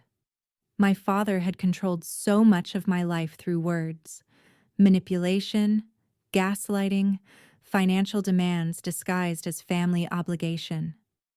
Every conversation had been a trap, a way for him to maintain power. Silence, I realized, was the one thing he couldn't manipulate. I'm not going to respond, I said. But I'm not going to burn it either.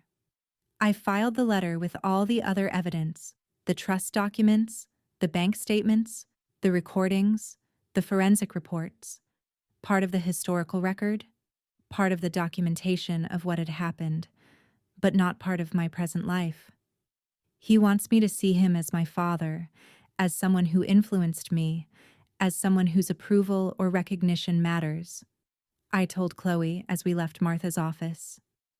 But he's just a criminal who happened to share DNA with me. That's all he gets to be now. 6 months passed. The warming house served over 300 people during the winter months. Danny thrived in school. My mother continued her volunteer work and therapy. Chloe rebuilt her finances. Life moved forward. Then in early June, ADA Jennifer Lawson called. Margaret, I need to inform you of a development. Your father wants to change his plea. He's offering to plead guilty to all charges in exchange for life in prison, instead of facing the possibility of the death penalty. Before we accept the deal, he's asking if you and your mother support it. I held the phone, processing. He's asking for our permission.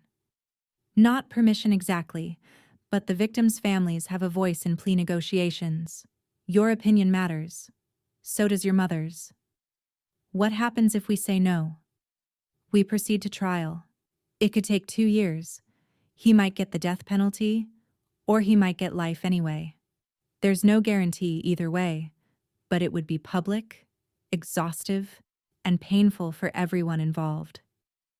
I thought about Mary Simmons, about the other victims, about the 7 children who were finally starting to heal.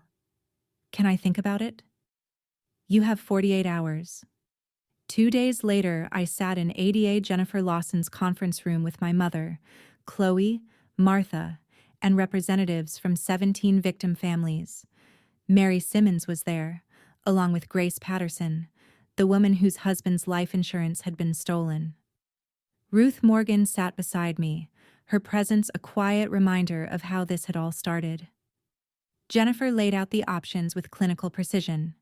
Thomas Bennett is offering to plead guilty to all 60 counts in exchange for life imprisonment without parole, instead of facing a potential death penalty at trial. If we accept, he'll be sentenced within a month. If we proceed to trial, we're looking at 2 to 3 years of court proceedings, extensive testimony from all of you, and no guarantee of outcome. The death penalty is possible, but not certain.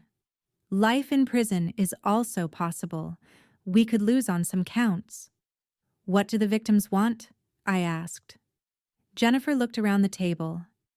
I've spoken with each of you individually, but I want to hear it collectively. This decision affects all of you. Mary Simmons spoke first, her voice stronger than I'd heard it in months. He's already taken enough years from us. My husband is dead. I spent 6 months not understanding why. Then I spent another year reliving it through investigations and depositions. I don't want to give Thomas Bennett 3 more years of my life sitting in a courtroom. Let him rot in prison now. Others nodded.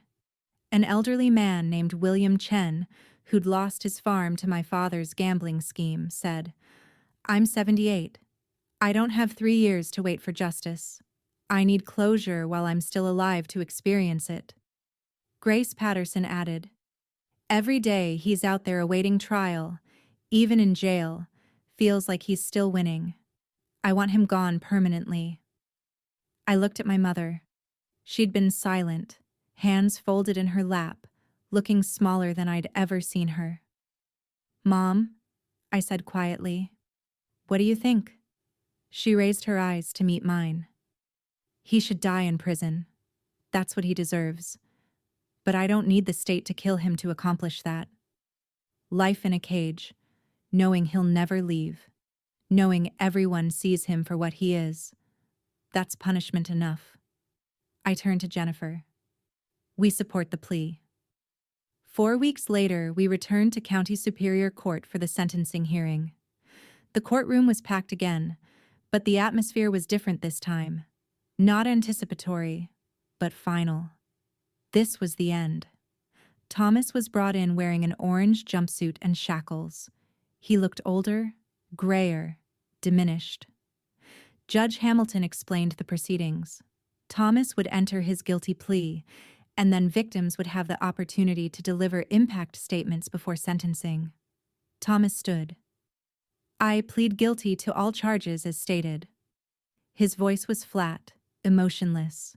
The public defender beside him looked relieved. It was almost over. Judge Hamilton addressed the courtroom.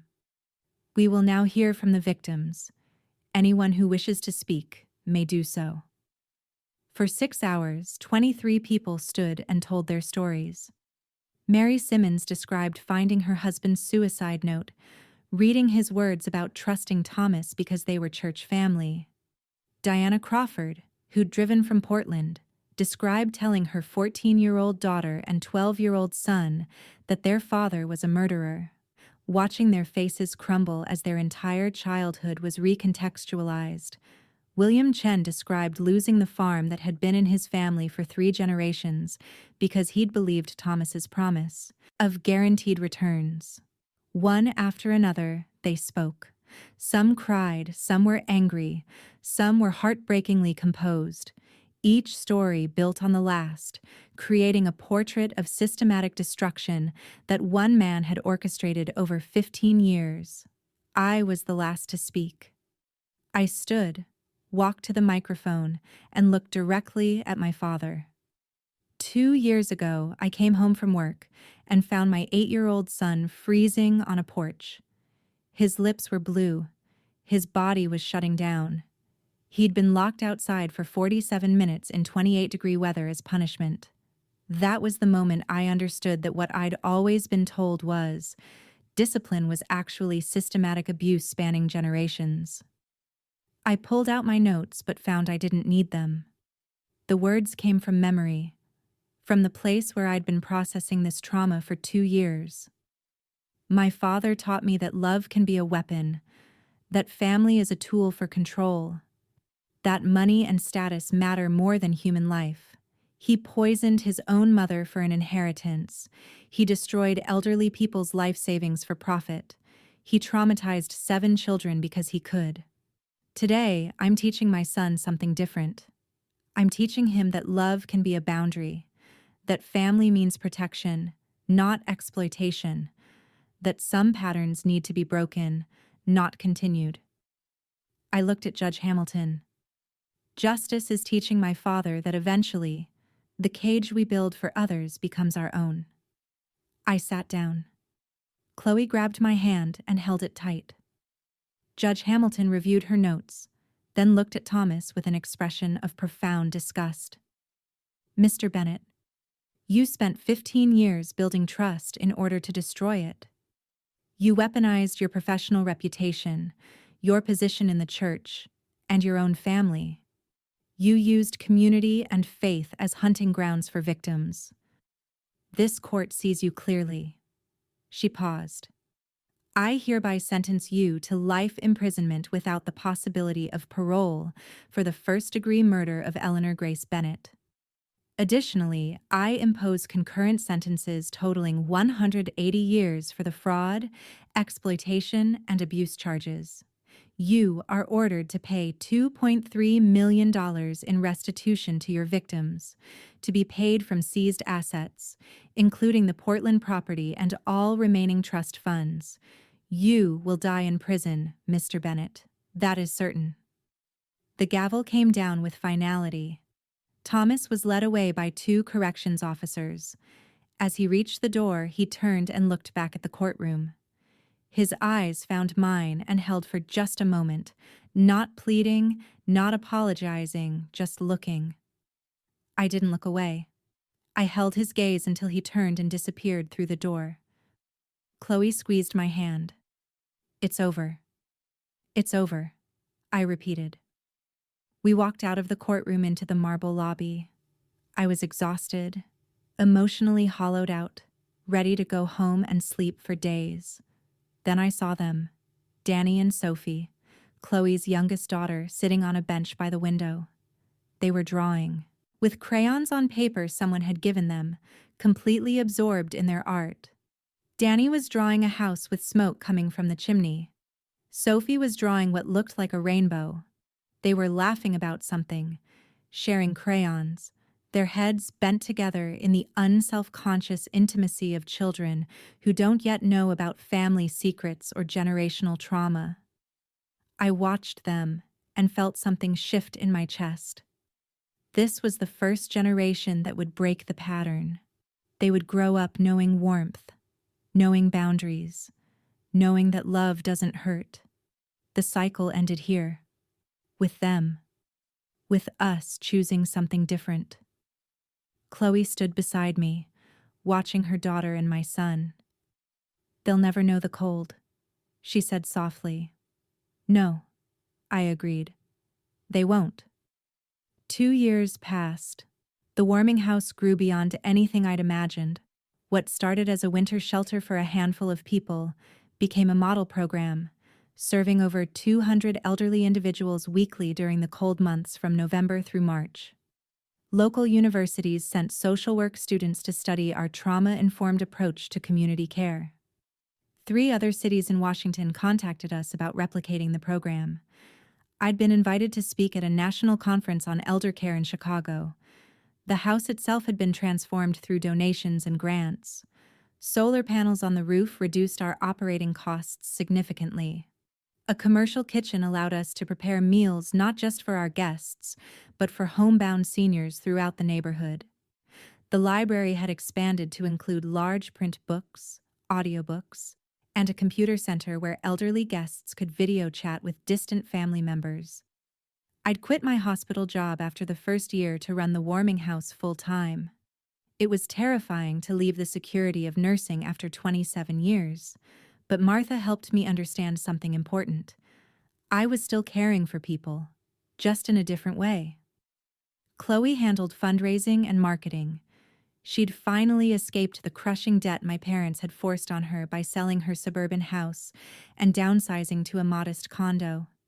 Her marriage had survived, barely, after months of couples therapy and complete financial transparency. Now she was training to become a financial counselor, specializing in helping abuse victims rebuild their credit and finances. My mother, now 63, had become the full-time volunteer coordinator. She ran the daily operations, supervised other volunteers, and led the Stories of Survival program every Thursday. The program had become so popular that we'd started recording it as a podcast, and we now had over 5,000 regular listeners across the country. She'd been sober for 2 years. I hadn't known about the drinking problem until she mentioned it casually one day. I used to have 2 glasses of wine every night, sometimes 3, sometimes a bottle. I told myself it was sophisticated, that it was how cultured people relaxed. Really, I was just trying to numb myself. She attended AA meetings twice a week and had a sponsor she called when things got difficult. She lived in a 1-bedroom apartment 3 miles from the warming house and drove a 12-year-old Honda. She'd earned the right to see Danny once a month. Supervised visits where they baked cookies or worked on art projects. She never asked for more time. She never pushed boundaries. She just showed up when scheduled and left when asked. Ruth Morgan had moved into the warming house as a permanent resident after her own house became too much to manage alone. Now she helped with intake, greeting new guests and making them feel welcome. She told me once, "I spent 60 years in that house with my husband. After he died, the walls just echoed with absence. Here, I have purpose again." Pastor Morrison was serving a 12-year sentence in a federal facility for her role in the fraud. She sent letters periodically, apologies written on prison stationery. I didn't read them, but I saved them in a file folder. Maybe someday they'd matter to someone. Maybe not. Either way, they were part of the record. My relationship with my mother was cordial but boundaried. We worked together effectively, but we weren't close in the traditional sense. I described it to my therapist. Yes, I'd finally started therapy myself, as functional coexistence. "I've forgiven her enough to work with her," I explained during one session, "but not enough to trust her with my vulnerability. Maybe that will change. Maybe it won't. Both are okay." My therapist nodded. "That's healthy boundaries, Margaret. Forgiveness doesn't mean unlimited access." I'd started dating someone, a social worker named James, who volunteered at the warming house on weekends. He understood trauma and boundaries in a way that made me feel safe. We took things slowly. Danny liked him, which mattered more than anything. Danny was thriving in 4th grade, now 11 years old and obsessed with soccer. He occasionally asked questions about Grandpa in prison, which I answered honestly but age-appropriately. His therapist said he was processing the trauma well, that the nightmares had stopped, that he felt secure. That was all I could ask for. Life had found a new normal. Not the life I'd imagined, but a life built on truth instead of performance, on boundaries instead of obligation, on warmth instead of cold. On Christmas Eve, exactly 2 years after the warming house had opened, I was in the kitchen supervising dinner preparation when my phone rang. Unknown number. I almost didn't answer, but something made me pick up. "Is this Jennifer Bennett?" "Yes." "This is Warden Patricia Cole from MCI Cedar Junction. I'm calling to inform you that inmate Thomas Bennett died this morning of a cardiac arrest. He was 70 years old. You're listed as next of kin. Do you want to claim the body?"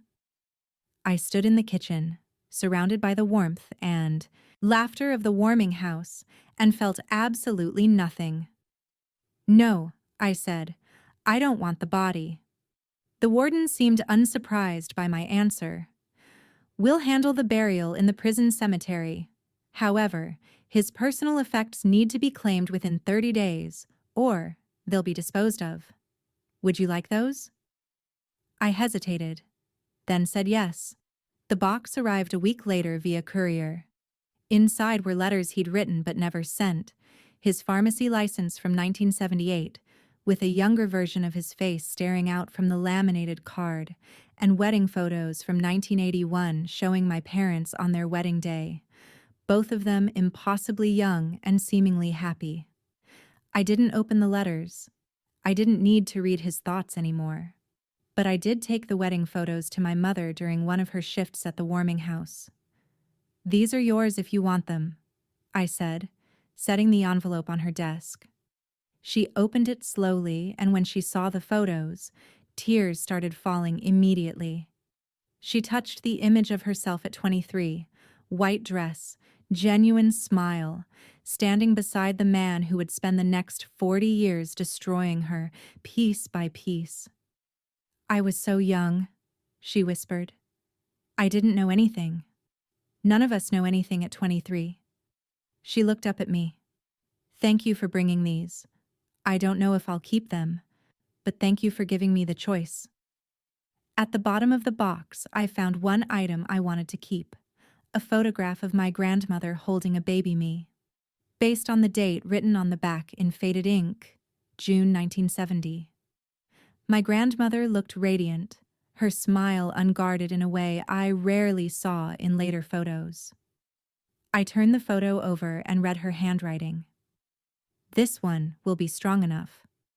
I had the photo professionally framed and hung it in my office at the warming house. Danny saw it a few days later and asked, "Is that you with great-grandma?" "It is." "You are really small." He peered closer at the inscription. "What does she mean, you'll be strong enough?" I thought about how to answer that. Great-grandma hoped I'd be brave enough to break patterns that hurt people. Hope isn't a guarantee. It's a responsibility. I had to choose to make her hope real. He considered this seriously, the way 11-year-olds do when they're processing something important. "Did you?" "I'm trying. Every day." In late January, we held the second annual Return to Warmth ceremony at the warming house. We'd scheduled it for the coldest night predicted all winter, when the temperature dropped to 15 degrees and the wind made it feel even colder. The symbolism wasn't subtle, but it didn't need to be. The entire community was invited. Over 300 people showed up, filling every room of the house and spilling out onto the heated, enclosed porch we'd built with grant money. Survivors of my father's fraud came, many of them having received partial restitution from the seized assets. Mary Simmons was there with her daughter. Ruth Morgan, now a permanent resident, greeted guests at the door with warmth that felt earned rather than performed. Sandra Mitchell from CPS gave a short speech about how the case had changed protocols across the state. "We now have mandatory training on identifying patterns of systematic abuse across multiple children in extended families. We've revised our investigation procedures to prioritize documentation over reputation." Jennifer Bennett's case taught us that evil doesn't always look like what we expect. Sometimes it looks like a respected pharmacist and a church deacon. A representative from the State Attorney General's office announced new legislation that had passed unanimously the previous month. Eleanor's law requires annual independent audits of all family trusts valued over $500,000. It mandates criminal background checks for trustees and creates a hotline for reporting suspected elder financial abuse. This law will protect thousands of vulnerable seniors across Washington, and it exists because one nurse refused to stay silent when her family tried to destroy her for telling the truth. The applause was thunderous. I felt Chloe squeeze my hand on one side and James squeeze the other. Then Danny stood up to read a poem he'd written for school. His teacher had submitted it to a youth writing contest, and it had won first place in his age category.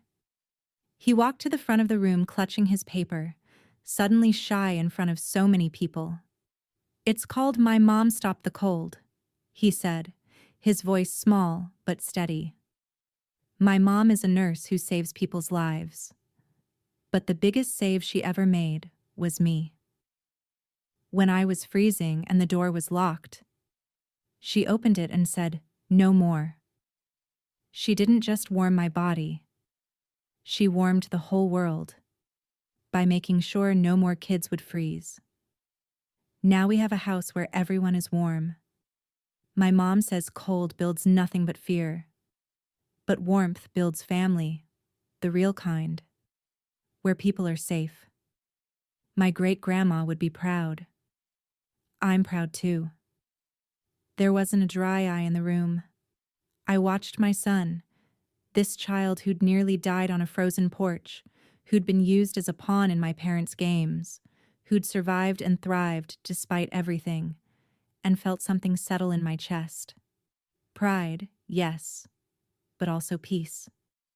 After the ceremony ended, after most of the guests had left, and only the volunteers remained cleaning up, I stood at the front window of the warming house, the same window I'd looked through 2 years ago and seen my son shivering on the porch. Now I saw people laughing inside, eating leftover cake, helping wash dishes, safe and warm and choosing to be here. My mother approached and stood beside me, looking out at the snow that had started falling in thick, heavy flakes. "What are you thinking?" she asked. I answered honestly. That warmth isn't inherited or guaranteed. It's not genetic. It's not something that passes through blood. It's a daily choice to not pass along the cold we received. Some families pass down recipes or money or china patterns. We pass down trauma, but it stops here. I looked at Danny across the room, helping James stack chairs. My son will know warmth, not because it's in our blood, but because we built it, brick by brick, boundary by boundary, day by day. My mother was quiet for a moment. Then she said, "Can I say something? You became the mother I should have been." I turned to look at her. "No, I became the mother I had to become. There's a difference." She nodded slowly, accepting the distinction. "Yes, there is." We stood together in silence, watching the snow fall outside. Inside the warming house, the heater hummed softly. Someone laughed in the kitchen. A kettle whistled for tea. Ruth was telling a story about her husband, a good memory this time, and people were listening. My grandmother's photo hung on the wall behind me. This one will be strong enough. Not born strong, not guaranteed strong, but strong enough because I chose to be. Because I built that strength through every boundary I set, every truth I told, every time I chose protection over comfort.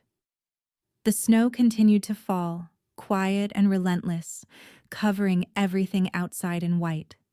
But inside, in the house that had once been a place of cold manipulation and cruelty, people were warm. Not because of inheritance or luck or anything beyond our control, but because we chose warmth. Every single day we chose it, and that, I realized, was the only revenge that mattered. Not destruction, but creation. Not tearing down, but building up. Not cold for cold, but warmth in the face of it. The cycle ended here. With us. With this choice. And somewhere in the quiet, without drama or fanfare, the snow continued to fall. But inside, everyone was warm. Thank you for staying with me through Margaret's entire journey. From that frozen Thanksgiving night to the warmth of the warming house, this story reminds us that breaking generational cycles isn't easy, but it's possible. Margaret chose truth over comfort, boundaries over obligation, and warmth over the cold that had defined her family for decades.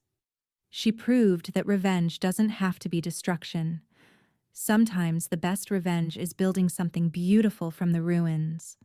If this story moved you, please hit that subscribe button and turn on notifications so you never miss these powerful true stories. I want to hear from you in the comments. Have you ever had to set boundaries with toxic family members? How did you find the courage to break a harmful pattern? Your story might inspire someone else who's struggling right now. Share this video with someone who needs to hear that they're not alone. That protection is more important than keeping the peace. And that warmth, real warmth, is always a choice we make, not something we inherit. Thank you for listening. And remember, history only repeats if we allow it.